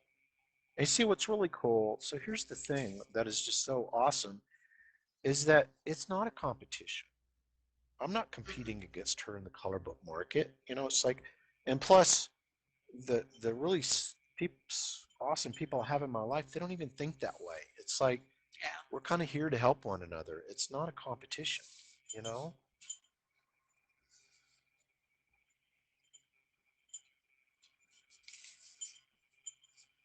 Okay. Oh, and somebody said that you needed to get yourself a coffee cup warmer. I know. I used to have one. The problem I had with them is that I would leave it on the burner so long that my coffee would get kind of nasty. Yeah, because you were in your own little Yeah. world when you were painting. Exactly. I get it. Yeah. So I'm choosing to do a coffee colored shirt. There's a coffee theme in here, and we're talking, probably because we're talking about coffee, I grabbed a coffee color marker. Now, Jeff, what I wanted to show you, I'm going with the blue Okay. on the shirt, and I'm using my marker. And you notice how I'm like really dragging out that marker to make my light colors on my shirt. So I'm not even bothering, doing that with my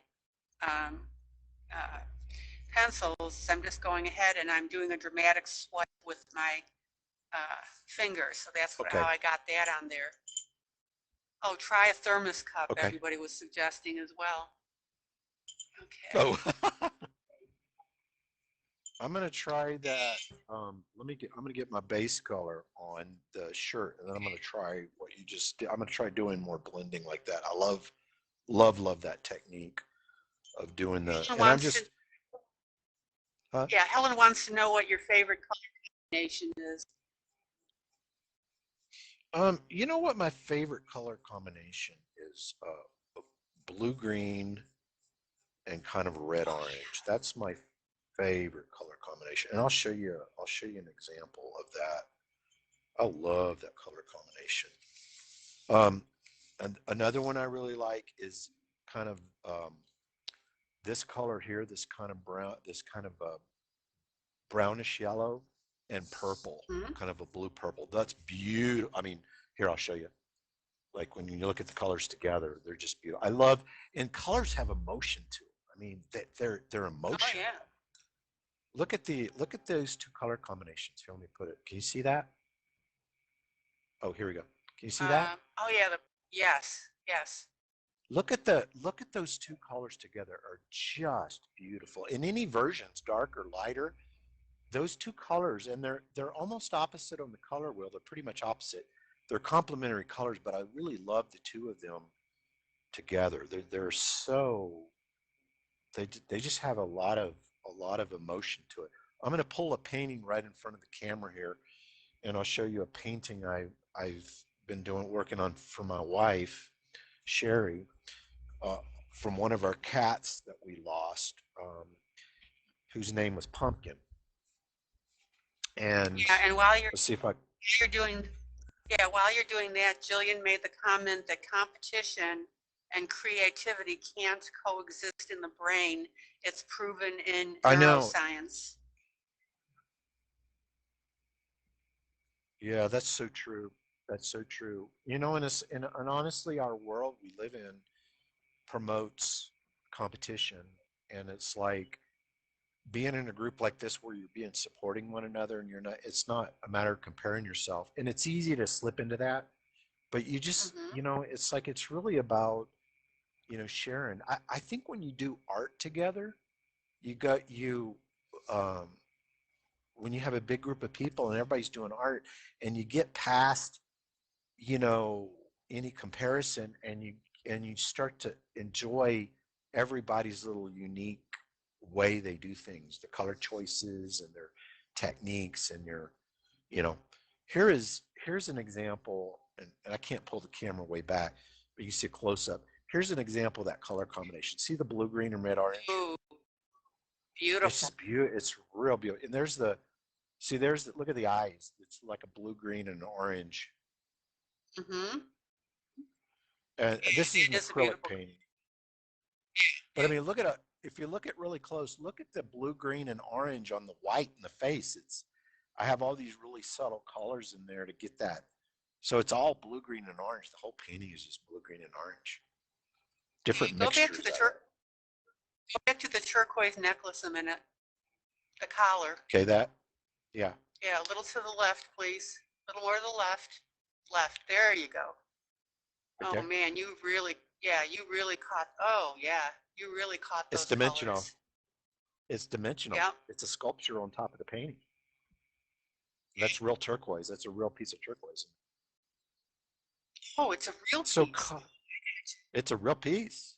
Yeah. So the collar is an inlay mosaic tile. So I actually cut with a Dremel tool, or I cut into the canvas or the board. This is board, and then I inlaid those colored tiles. You can see the glare off of it right now, but it's a colored tile. Mm. But so really, when we're talking about this, it's the color is so, this is why I love coloring. And when I see all these wonderful people that have been coloring my work all these different ways, it's like the color is, there's these color combinations that are just really, they're really cool, and they're very emotional and have a lot of uniqueness to it. And it's like what we're doing right now. It's like, you know, the emotion and the feeling, like what you have going right now with that really strong red and blue, has a neat chemistry to it. You know? And that's what I love about painting, is you start adding colors, and then the colors start to react with one another, and you get all these neat little things happening. You know, I'm going to reel you back in a little bit and have you continue coloring. Okay. All right. I'm going to get back to coloring. I'm going to try a little bit of what you were, I like that idea that you had. I'm going to try something really, you know, I'm really just experimenting. So, I mean, I'm trying some different things. So sure, some of the things might not work that well, and it doesn't really matter to me. I'm going to, okay, so that's interesting. You know, and it's interesting. It's interesting that you added those pieces to the paintings, because, as you know, we do that all the time in our coloring. We just call it our bling. And I added some little pebbles to a piece the other day. Some liked it, some didn't, you know. So that was fun. We had a lot of fun with it. Okay. Well, I've got some bling I'm going to add here later, but I'm going to hold off just a little bit. So I don't want to bling anybody out. Okay,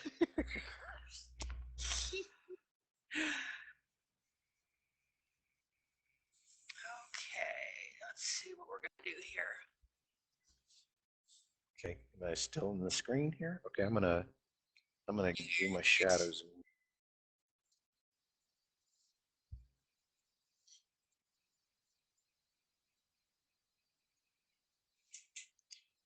Oh, hang on, poor Mikey. Oh, your bed fell, poor baby. See, you're seeing what my life is like. Give me a there, you poor thing. I know sometimes beds just have the mind of their own and they go flying. You poor thing.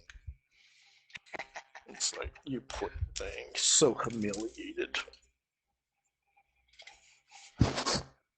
Okay, and so there's no No shame here at all. I'm going to take a potty break. I will be, and I'm going to take my headset off. I'll be right back. That would be a good idea.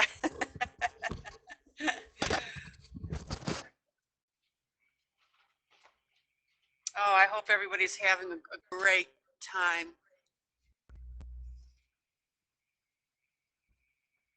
Let's see here. Oh, I can trash talk him now and he would never know.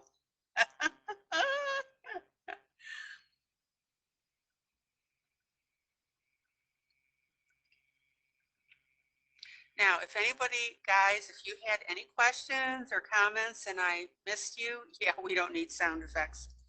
If I missed your question, say it again, please.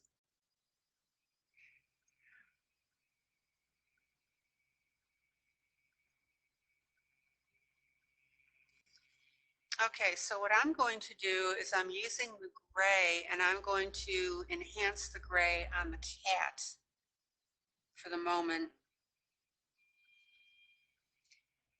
And notice up here, I've added more shading and Jeff didn't have that on there, so I'm going to go ahead and add that. And then I'm going to lighten that into the cat face.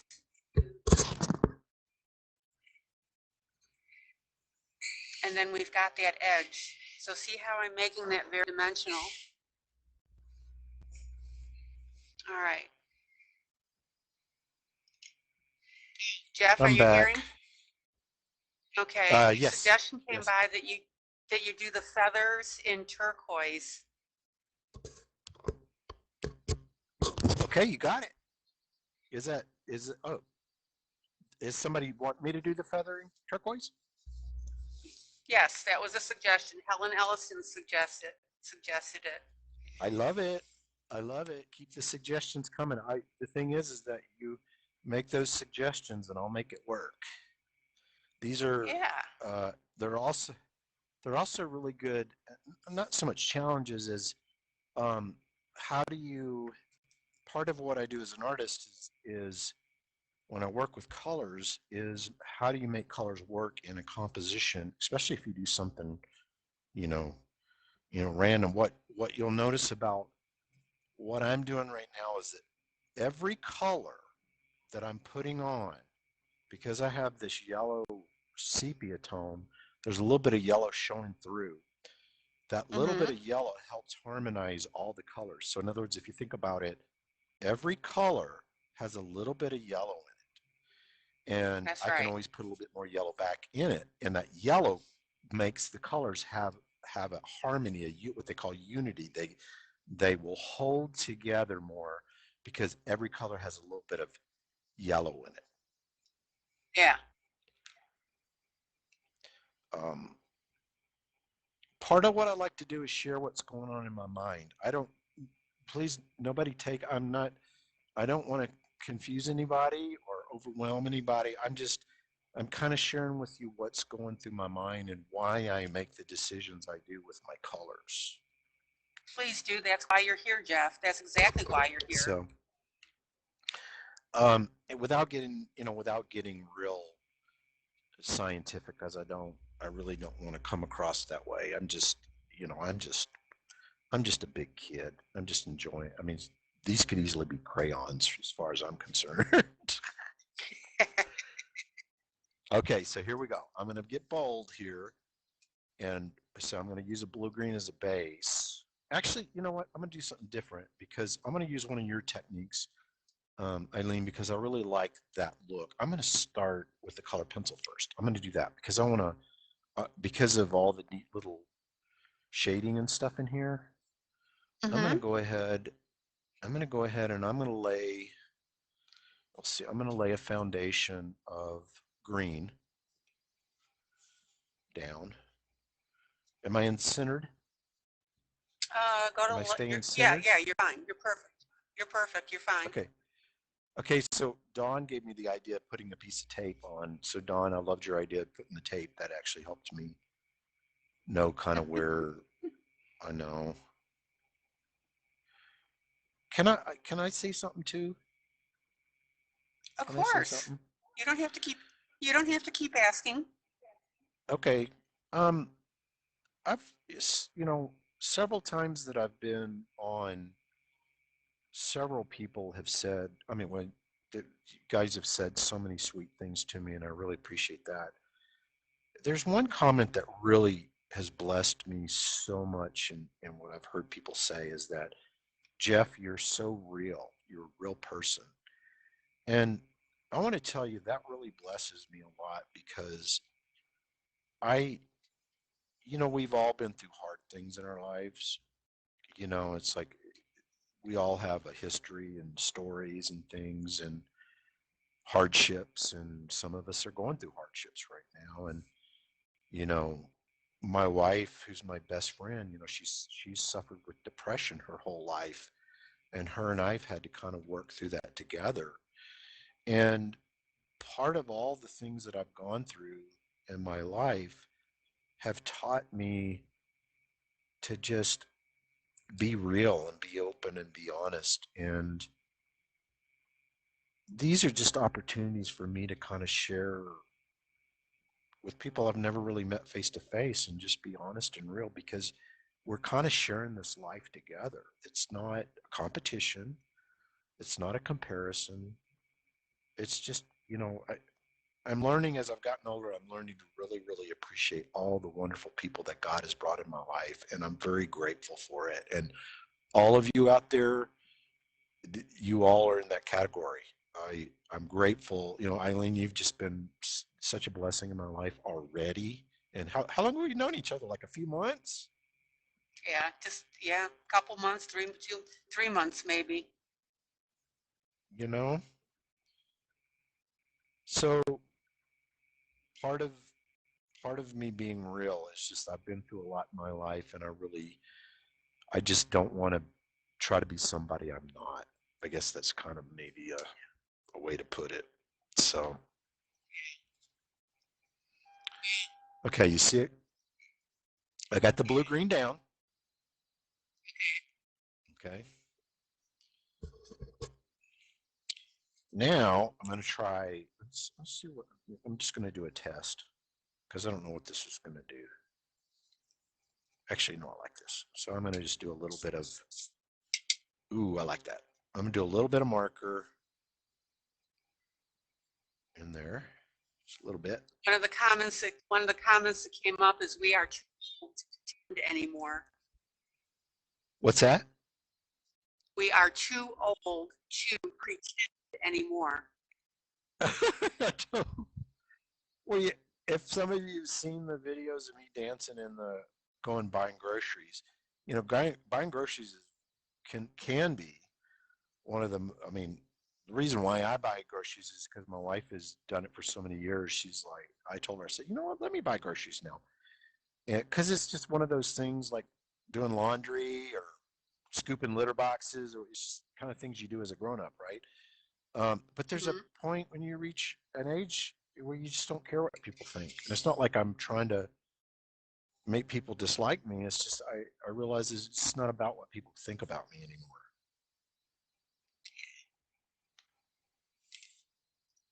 One of the things that has really blessed my heart in having this group is that we have people in here and discussions and just a lot of things that, something may pop up. And the other night we actually got on the topic, we were talking somehow about animal abuse, that I said if I ever saw anybody abusing an animal, I'd be in jail. And that conversation yeah, I would be. That conversation led to talking a little bit about any woman that might be in an abusive relationship. Yes. And so, the discussions that came out of that were don't be ashamed, get help, it's not you, Yes. da da da da. And a couple of people shared their experiences. And the really neat thing that I have found is when people come into this group, we are to the point that we just feel so comfortable with each other that we share. And, Yes. you know, we were careful not to name names or anything like that, but still we share. And whether that relieves a burden or if it helps you to know that you're not the only one, you know, whatever may be the case, particularly issues with depression. And you just talked about Sherry having depression. Yeah. And some people just feel so embarrassed about that, you know, and you shouldn't. You really shouldn't. No. So. No, it took us a while to be able to just, you know, talk about it. And when you and in my mind, I just, for me to even think about somebody abusing another person is just horrific. I mean, you know, it's horrific.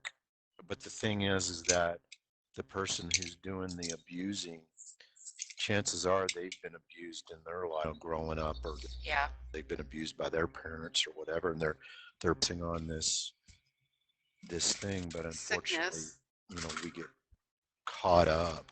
Yes. And you know what, ILene, what's really awesome, and you talked about this before, is when you create a safe, and I consider this a safe place to share and talk and not be judged, and, you know, whether it's your coloring or whether it's your story, it's important to have a safe place. I think I shared with you that, and I'm not, you know, I don't mean to go around, I don't go around and preach and tell, you know, everybody has to do this and that. And I just share that, you know, God has made all the difference in my life. And the thing that God really got imparted to my serious thing in my life was to make my home a safe place for my wife, my cats, friends that come in. And so my household, my studio, and the house and everything, it's real important priority to me that it's a safe place, that whoever comes into my house, whoever comes into Sherry and I's house, that they feel safe. And God's blessed that tremendously, you know. You know what? You're going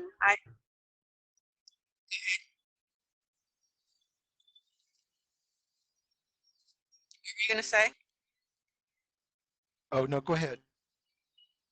Oh, I was going to say is that's the exact same thing that I do with this group. And we have wonderful, wonderful people in here. If there are people that come in here and just listen to what's being said and are helped by it, that's wonderful.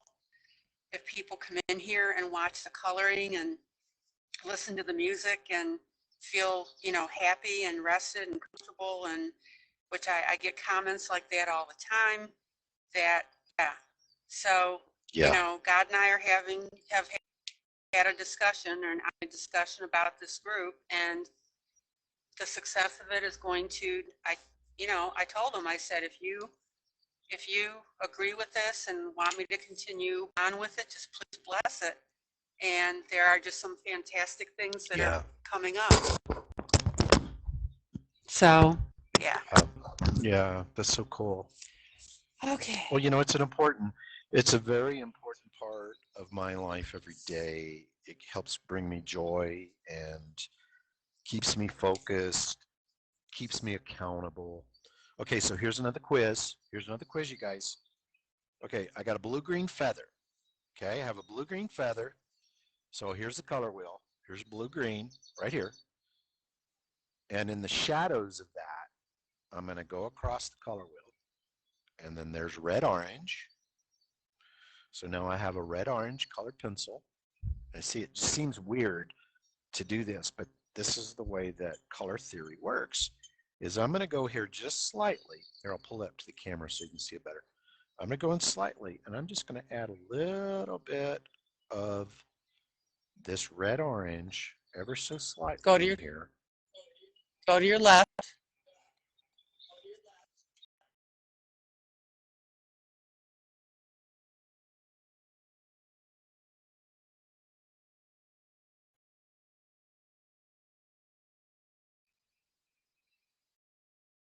Ever so slightly, just a little. There you go. Yeah, that's better. Thank you.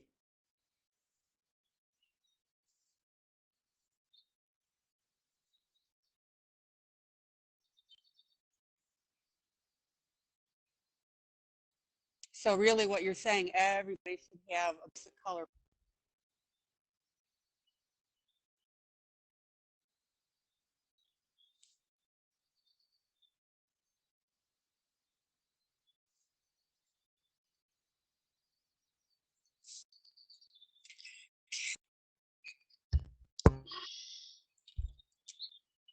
Okay, we'll get Jeff back on here. We lost him.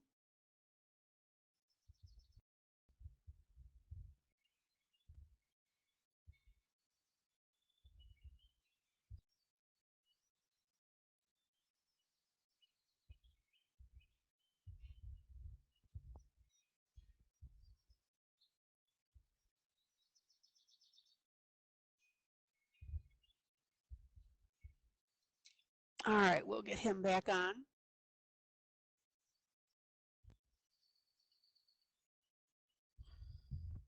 Okay, am I still okay with everybody here? Hold, sit tight. We'll get back on.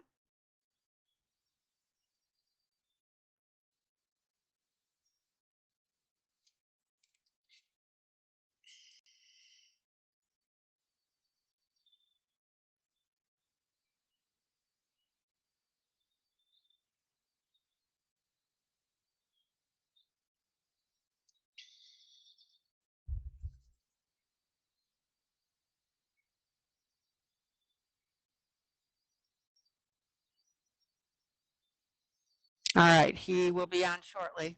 We'll get him back on here. Hello. There you go. Oh, man, what happened? Okay. What happened? Not sure. Okay. It happened. We got kicked out. You still there? Did. The last thing we were talking about was, yes, I am. Can you hear me? Okay. Okay. Yeah. All right. Okay, I'll pick up. Yeah, okay. So we're still there, right? Okay. Yes, yes. Is it because it's the video's getting long now? I think it's because of the video. I'm not sure. Sometimes it's weather. Sometimes it's, I mean, it's Thursday night. You know, Facebook could be starting to load up. Who knows? Okay. You're breaking up just a little bit, but yeah, it's okay. It's all right. As long as I can still hear you. Okay. Okay. All right.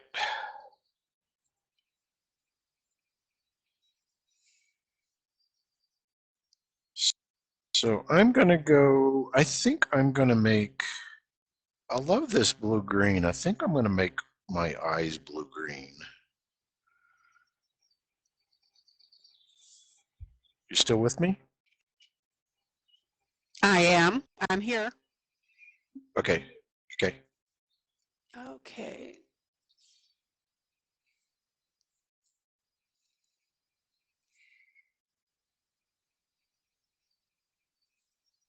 So ILene, is this the way that you color most of the time with these techniques?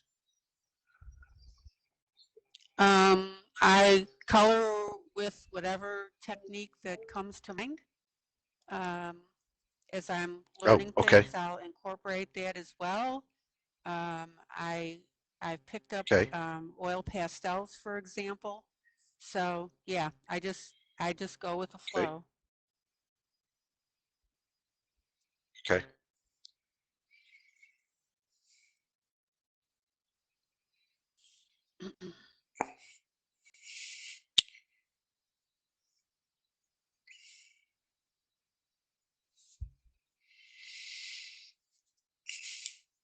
Okay. So something I do a lot.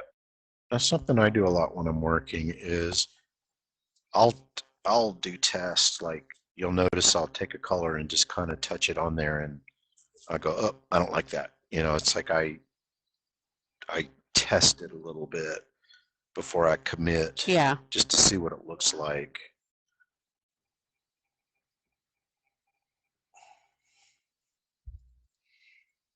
Okay.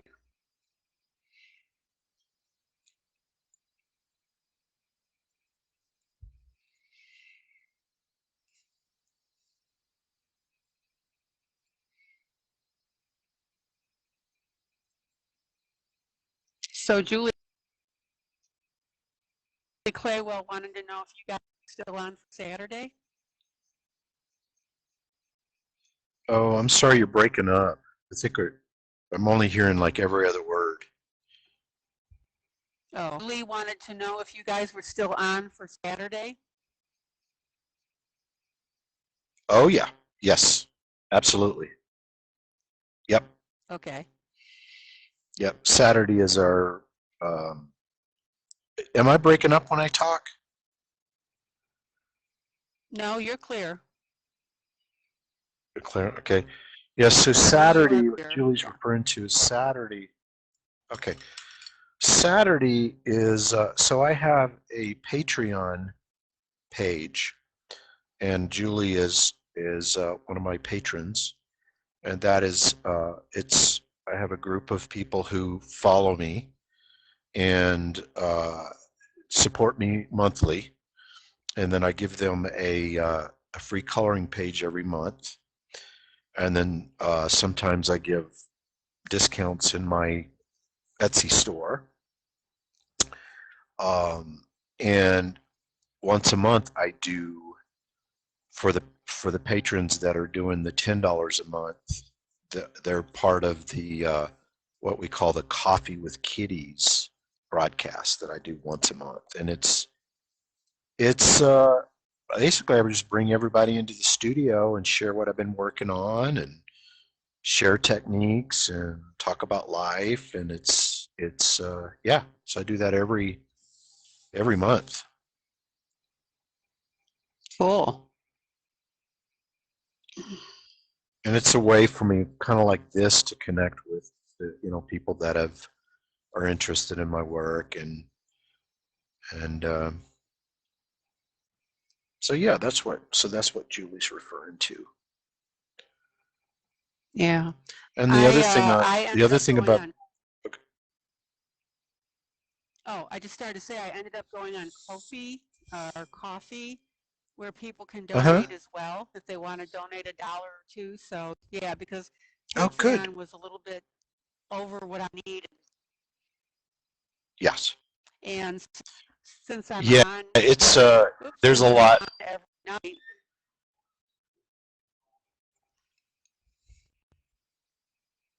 Yeah, since I'm on every night, it doesn't make any sense for me to come on once a month. Right. Right.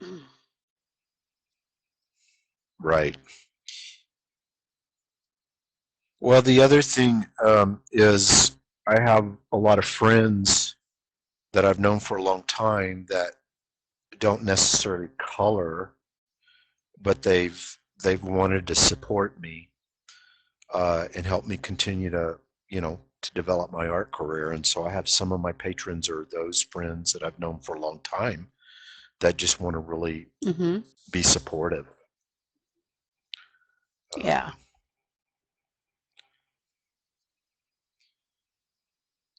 Well, my group has been absolutely fantastic. So right now, because yeah, people will go ahead and purchase, I've got a wish list on Amazon, and just out of the blue, somebody, will purchase something off that, and that's been very helpful too. That's great. That's great. And it really does. I mean, it really means a lot, than when you're getting, people supporting you. And it's really not about the dollar amount. It's just the idea that, somebody's saying, I believe in what you're doing, and I just want to help you a little bit. And it's There's something really cool about that.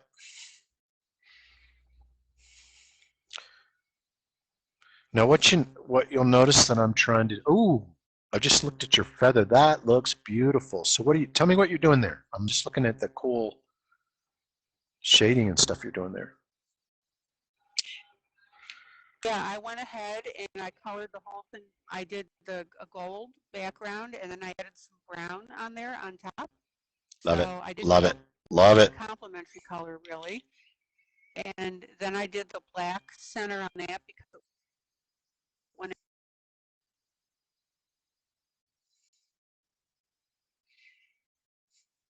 and now I'm adding these little black complementary dots on the feather itself. That's awesome.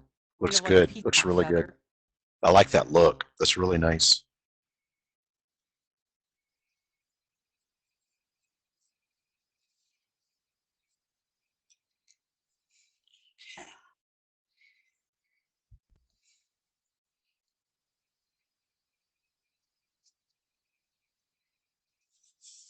Okay.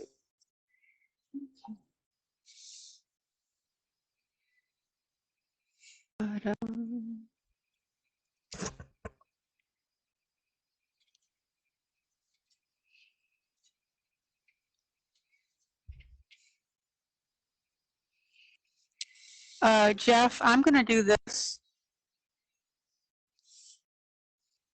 People are telling me that I'm going in and out, so what I'm considering doing is I'll just go ahead and end and come right back in again. Did you catch that? Okay. Are you gonna? So you're gonna? Yeah, you're gonna restart the video, right?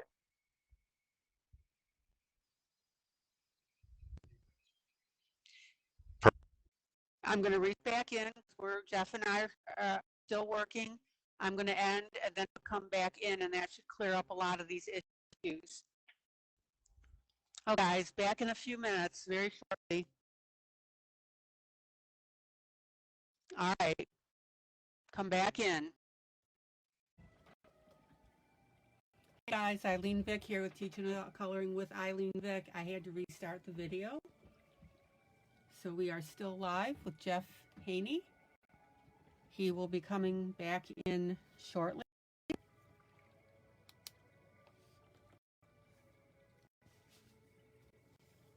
We'll continue our coloring adventure. Okay.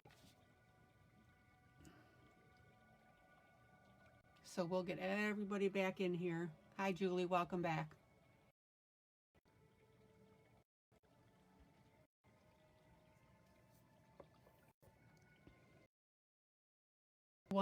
Welcome back. All right.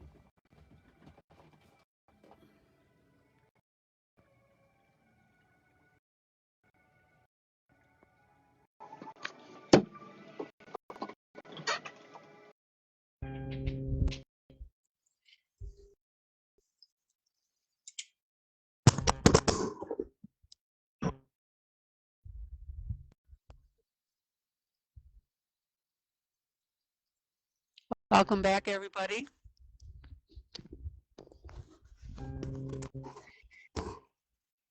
There we go. I'm back. Okay. All right, let's see. Let me get set up. Okay.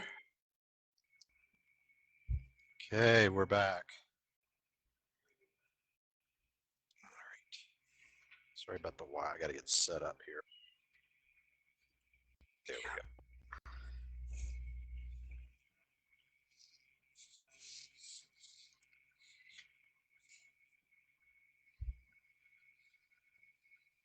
Okay, we're back. Yes, we are. That is much better. Much better. Mucho better. Yeah, I don't know. It's just having to clear something. So we clear it and we're good to go again.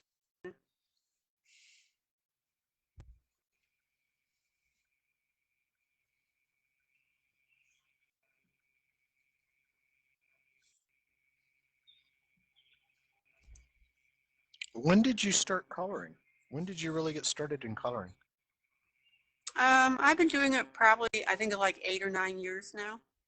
Oh, wow. Okay. All right.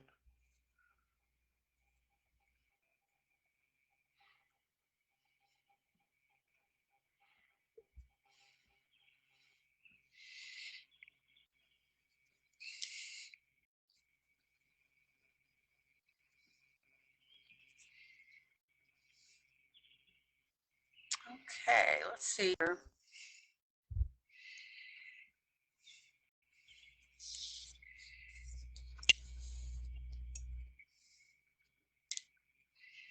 Okay, Helen says, Jeff, a darker blue turquoise in the center set of the feather would be fabulous. The darker blue, you got it. See, y'all are going to be good art directors. You're just directing me. Yeah. You're directing me. Let me see. I'm going to try. I know. Let me try. I'm going to try a little bit of a marker and see what that does.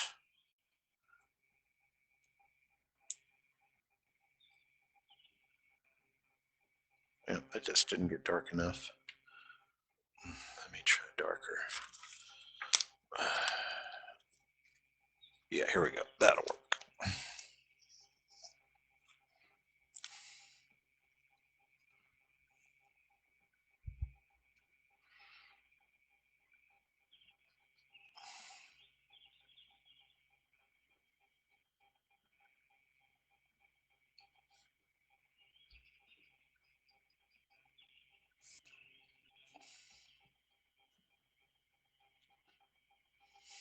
Okay.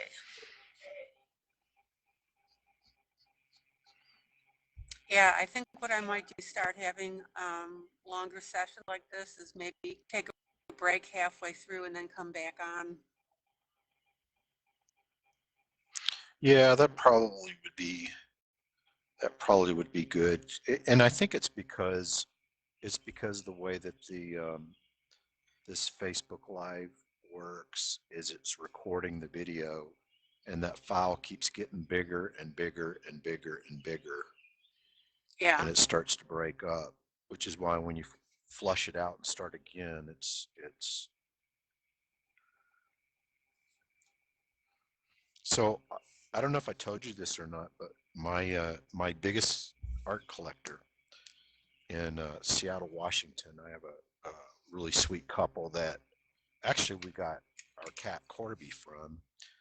They're our largest collector. They've got, gosh, I don't know, at least seven or eight of my original paintings in their home. Mm-hmm. And he is the architect for this very software we're using right now, this Facebook Live feature. Okay. He actually is the architect. He actually invented it. He's the person who invented it. Okay. And it works for Facebook, and he invented this ability to do this. So Really? when we get cut off, we can go slap him silly for this. Yeah, he'd probably enjoy that. Yeah, that's so funny. And his name is Jeff too, by the way. Oh, there you go.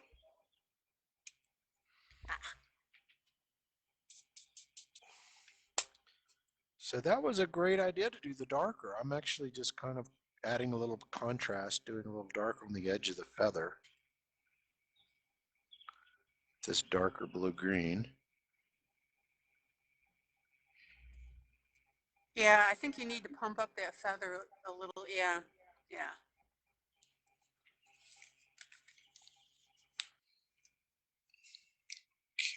I'm gonna try.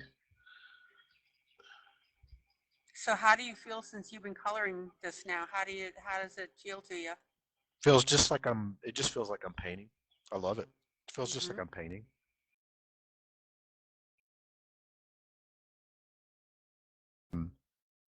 I'm zoning out, and I'm just thinking about colors, and I'm feeling my way through it, and it's just like painting. I mean, except I'm doing it with markers and color pencil instead of, paint. To me, it doesn't really matter. I love art materials in general. I just love art materials.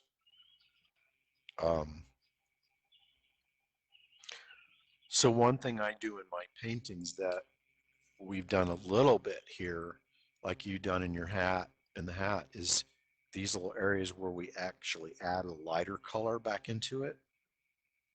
In my paintings, I do a lot more of that, of bringing the light out by painting light colors on top.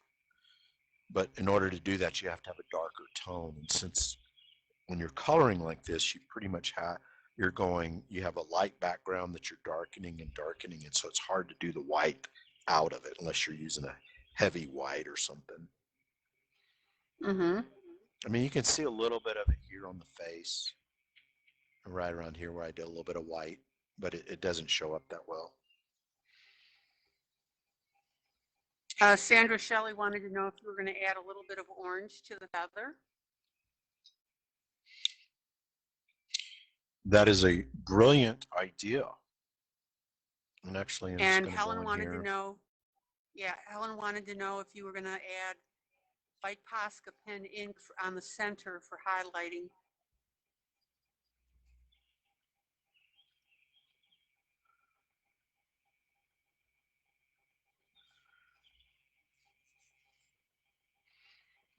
Okay, I'm gonna, who asked that question? Who was it? Which one, about the Posca? About the highlighting the center? Yeah, Helen Elliston said, Jeff, do you do white Posca ink pen for center highlighting? I will show you. I'm glad you asked that. Thank you, Helen. I try different things. I'm trying to see if I have my white pen right here. Let's see. I do have one of those white pens that I use. Let me find. Oh, there it is, right there. Let me go grab it. I have art materials everywhere. I mean, everywhere. You look to the right, there's art materials. You look to the left, there's art materials. It's just everywhere. Let me see if if this white pen doesn't work, I'm going to show you something else that I do. Let's see how this is going to work. Oh, that works. Yeah. Here you go. So I'll show you up close. So I'm using it is a Uniball white pigment pen. You see the white? And what I like about doing that is I'm going to go on the feather here. Helen, this is Helen's suggestion, which is a great suggestion. Let me get it right here in the middle. Is I'm going to go in here and I'm just going to highlight. Actually, let me get the. There we go. You see the little highlights? There you go. Yeah.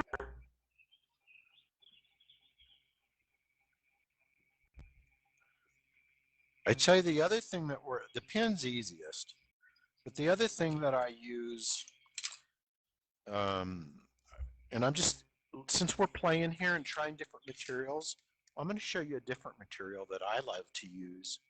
That's really easy, and you don't have to be a painter to use it. It will work fantastic on these colorings. This. Let me show you this product I absolutely love.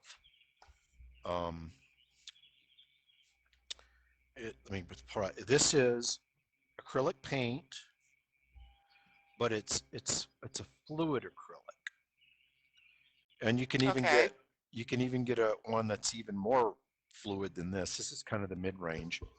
What I like about it is it's almost similar to this pen, except the white is a little bit more opaque. I'm going to demonstrate.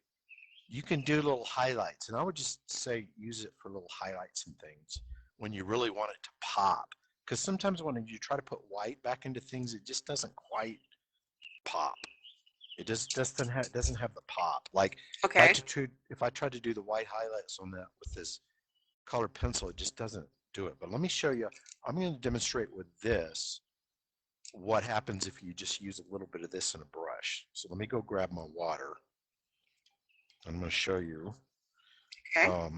So I'm just this is like mixed media. I'm just trying different things. And I use, let's see, pull one of my brushes out. I just buy cheap brushes. I'm a cheap date. I just use like these little, I'm a cheap date. These are what they call round brushes.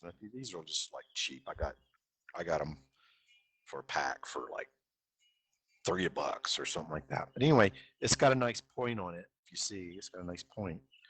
And then what I'm going to do is, let me just grab, I got paper towel. Let me grab something I can put it on. I just want to demonstrate real quick. I'm not going to make a big deal out of it, but I'm going to show you how you can use it to make highlights real quick. And I usually do this afterwards. I usually do it toward the end, but since we're kind of in the middle of it, I'm going to show you. So here, I'll just use the lid here. Okay. So I'll show you. So here's the lid. I just put a little drop of white in there. Okay. Just a little bit of water. Okay. I'm almost using it straight. I don't dilute it that much with water. Then I'm going to go back in. Now I've got white loaded in my brush. Now I'm going to go in here and I'm actually going to do exactly, I've got more white. I'm going to do exactly what I did with that paint pen, except this is acrylic paint. Okay. It's the same thing. The pen is easier, but I like the brush because you can do little other things with it. See that? Yes. Beautiful. So anyway, I just wanted to show you something different. It's just something different. Using a little bit of acrylic paint. Just using a little acrylic paint. You don't have to buy a whole set of acrylic paints. Acrylic white is something good. You know, gouache white is another really good one. It's a water based too. That's really good. Mm-hmm. I'm just trying to share little tips and tricks. I mean, it's just stuff to try, just to play around with. You know, to get a little different look.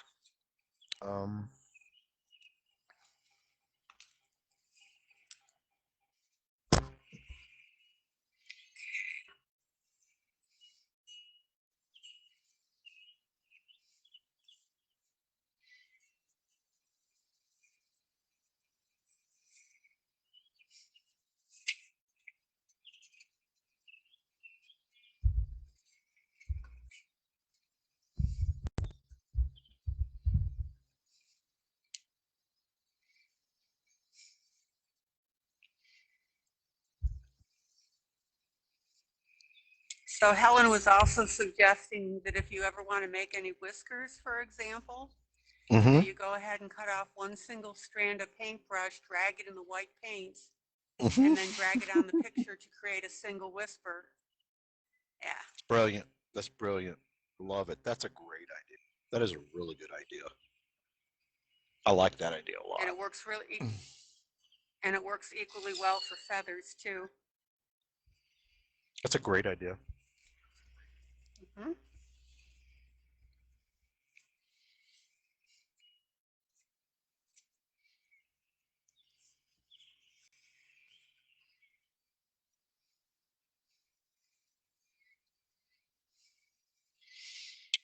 Now, I'm going to show you kind of by doing this, since I added some of the orange into here, I'm going to add just ever so slightly. I'm going to add some of this blue-green into the face a little bit. And this is part of making the colors harmonize together more.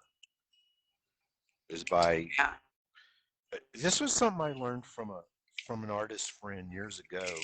He said when you want colors, when you have a bunch of colors down and you want them to relate to each other and harmonize better. And what I mean by harmonize, when I say color harmony, it's when the colors feel like they're in the same light source and they feel like they belong together. And there's a real soothing effect, like this chemistry of colors that I'm doing here. They all have yellow in common. Every color has a little bit of yellow in it, and that yellow helps them feel like they're part of the same family. Yes. You know, and I'm going to go in, because I've got this bright green here. I'm going to actually add a little bit of, just ever so slightly, I'm just going to add a little bit, and you'll see it's very, very slight. In the shadows here, I'm adding just a little bit of that blue-green just to connect this and this.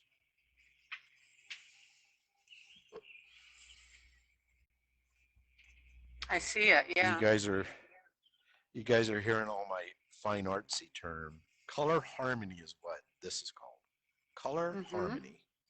And it's where your colors have harmony. They feel like they belong together. And they begin to hum after a while. They begin to kind of hum in unison, if that makes sense. Yeah, oh yeah.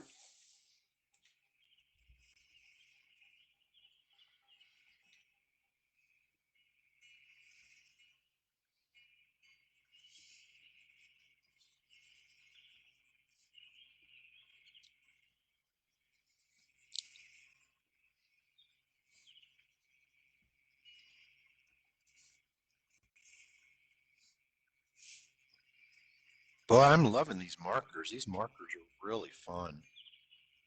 I thought you would. I love them.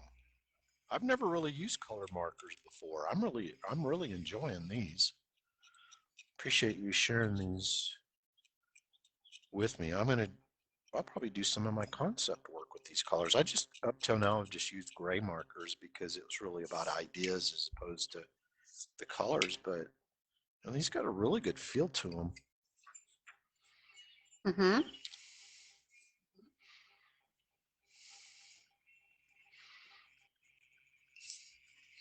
So anybody jump in? Anybody, I appreciate any thoughts you have. If you want me to do certain colors and try to make it work on here, I don't mind being bold and trying. I'm going to show you a formula here.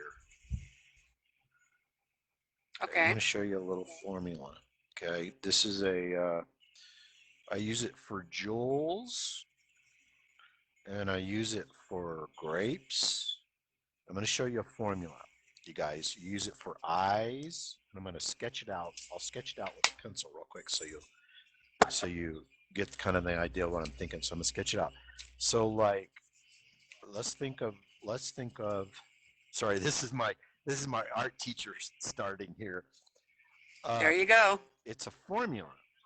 So it's like, okay, so we've got a glass ball, which is like an eye, or it's like the grapes here, which I just started on. And what you've got is you got the highlight because it's glassy, okay? And then what I do with this formula, and you'll notice I do this on all my coloring books, you'll see this a lot. I'll do the drawing like that right there, because what I'm trying to encourage you to do when you color, let me grab my color book here. I'll show you an example of that before I get too far into it. See the little jewels and things on there? See these jewels? Yeah. Yeah, let's see if I find another one. Another jewel. I do it a lot, but it's a formula. Oh, here's a good one. Here's another one like here. See the little jewel there? Okay, so this is the formula. This is the formula, and you can do it. So what I do is I have the shape. So let me get up closer to the camera. So I have the shape and I have the highlight. And what I do is, so the light is coming this way. Light's coming from above. And what I do is around here at the top is I darken around that highlight, and then I fade it down. So it's dark at top, like that. And then like in this case, it's going to be like a grape. So then I've got the bright color here. So now you see, there's the formula. Oops, sorry. So there's the formula. It's like a jewel. That's how I do jewels. That's how I do eyes. So even with the light coming from the upper right, the dark part is still at the top? Yes. It's because it's a glass ball, basically. Now, if that was a, if it was a, an opaque ball, you know, like a, you know, like a kitty ball that's not transparent, then you would have, this situation where the highlight was up here and you have the shadow at the bottom, like that. Interesting. Okay. Yeah, I'm just sharing. I'm sharing these they're fun little formulas. But this is a glass. This is a glass ball, and it's because the light. It's because this is clear and this is dark, and the light illuminates down at the bottom, and that's how I do all my eyes. That's my trick to doing my cat eyes. Is I have this brighter color down at the bottom, and see, I'm just starting on here.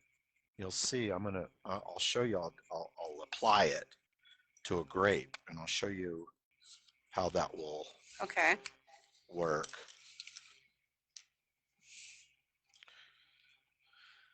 So I'm going to go in here and I'll make this darker around that highlight.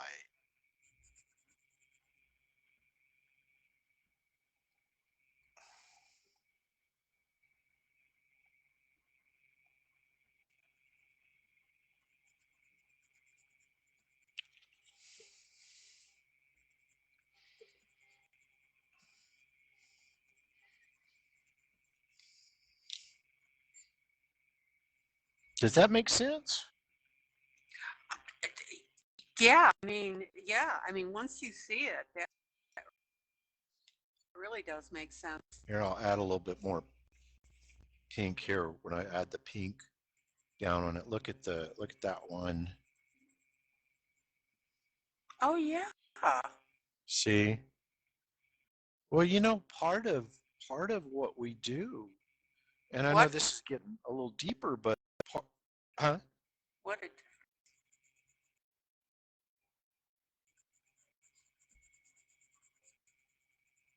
Oh no, it makes quite a bit of difference. Yeah. I think I lost you.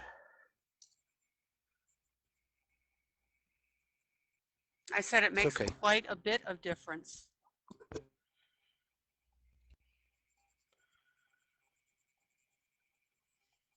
So, as Did you an hear me artist, well, you're kind of breaking up, but go ahead, say it again. What were you saying? Oh, okay. I just wanted to know if you could hear me okay.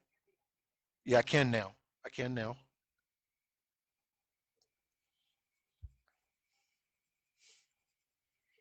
Go ahead. Oh, I'm good. I was just commenting on just that, just how, you know, the light affects everything that we do and everything we see. And when we're coloring, we're kind of coloring light in a way. It's kind of what we're doing.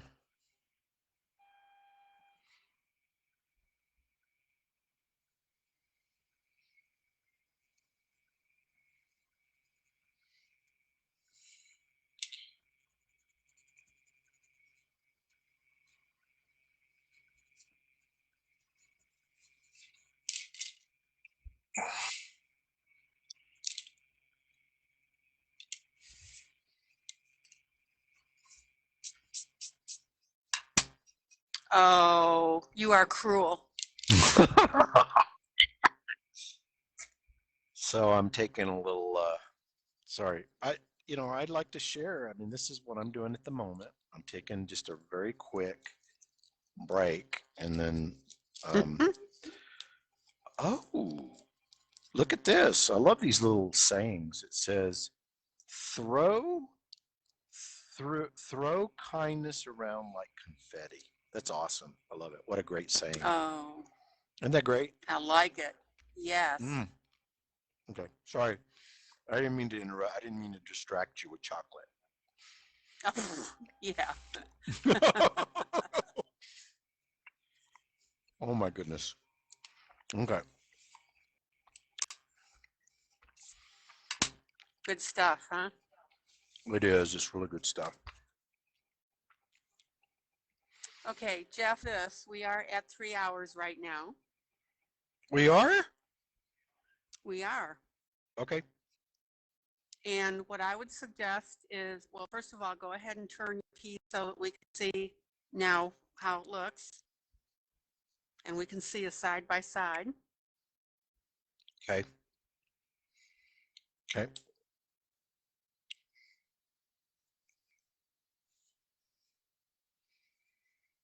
How cool is that? That is really cool. That was fun. Totally fun. So how about we schedule, how is your time to schedule another time and finish this?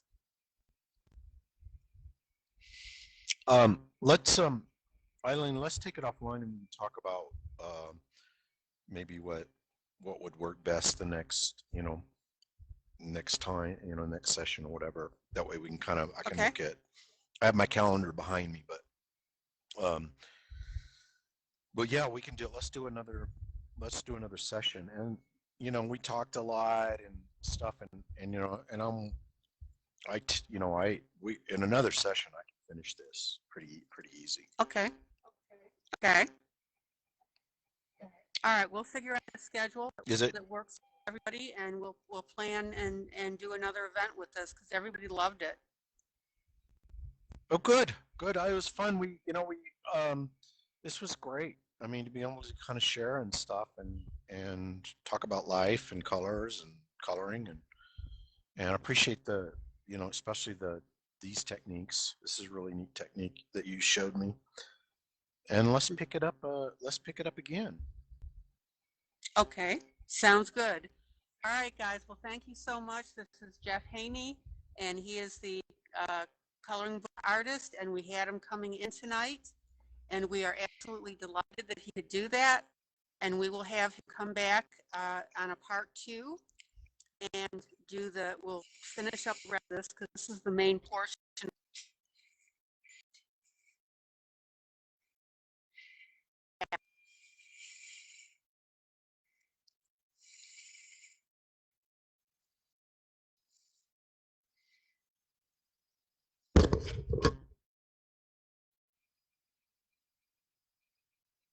Much joyous coloring. Love you all. Jeff, love you too. Thank you so much. Yeah, good night, everybody. Really appreciate. All right, guys, you have a great rest of the evening. There you are. All right, Jeff, you take care.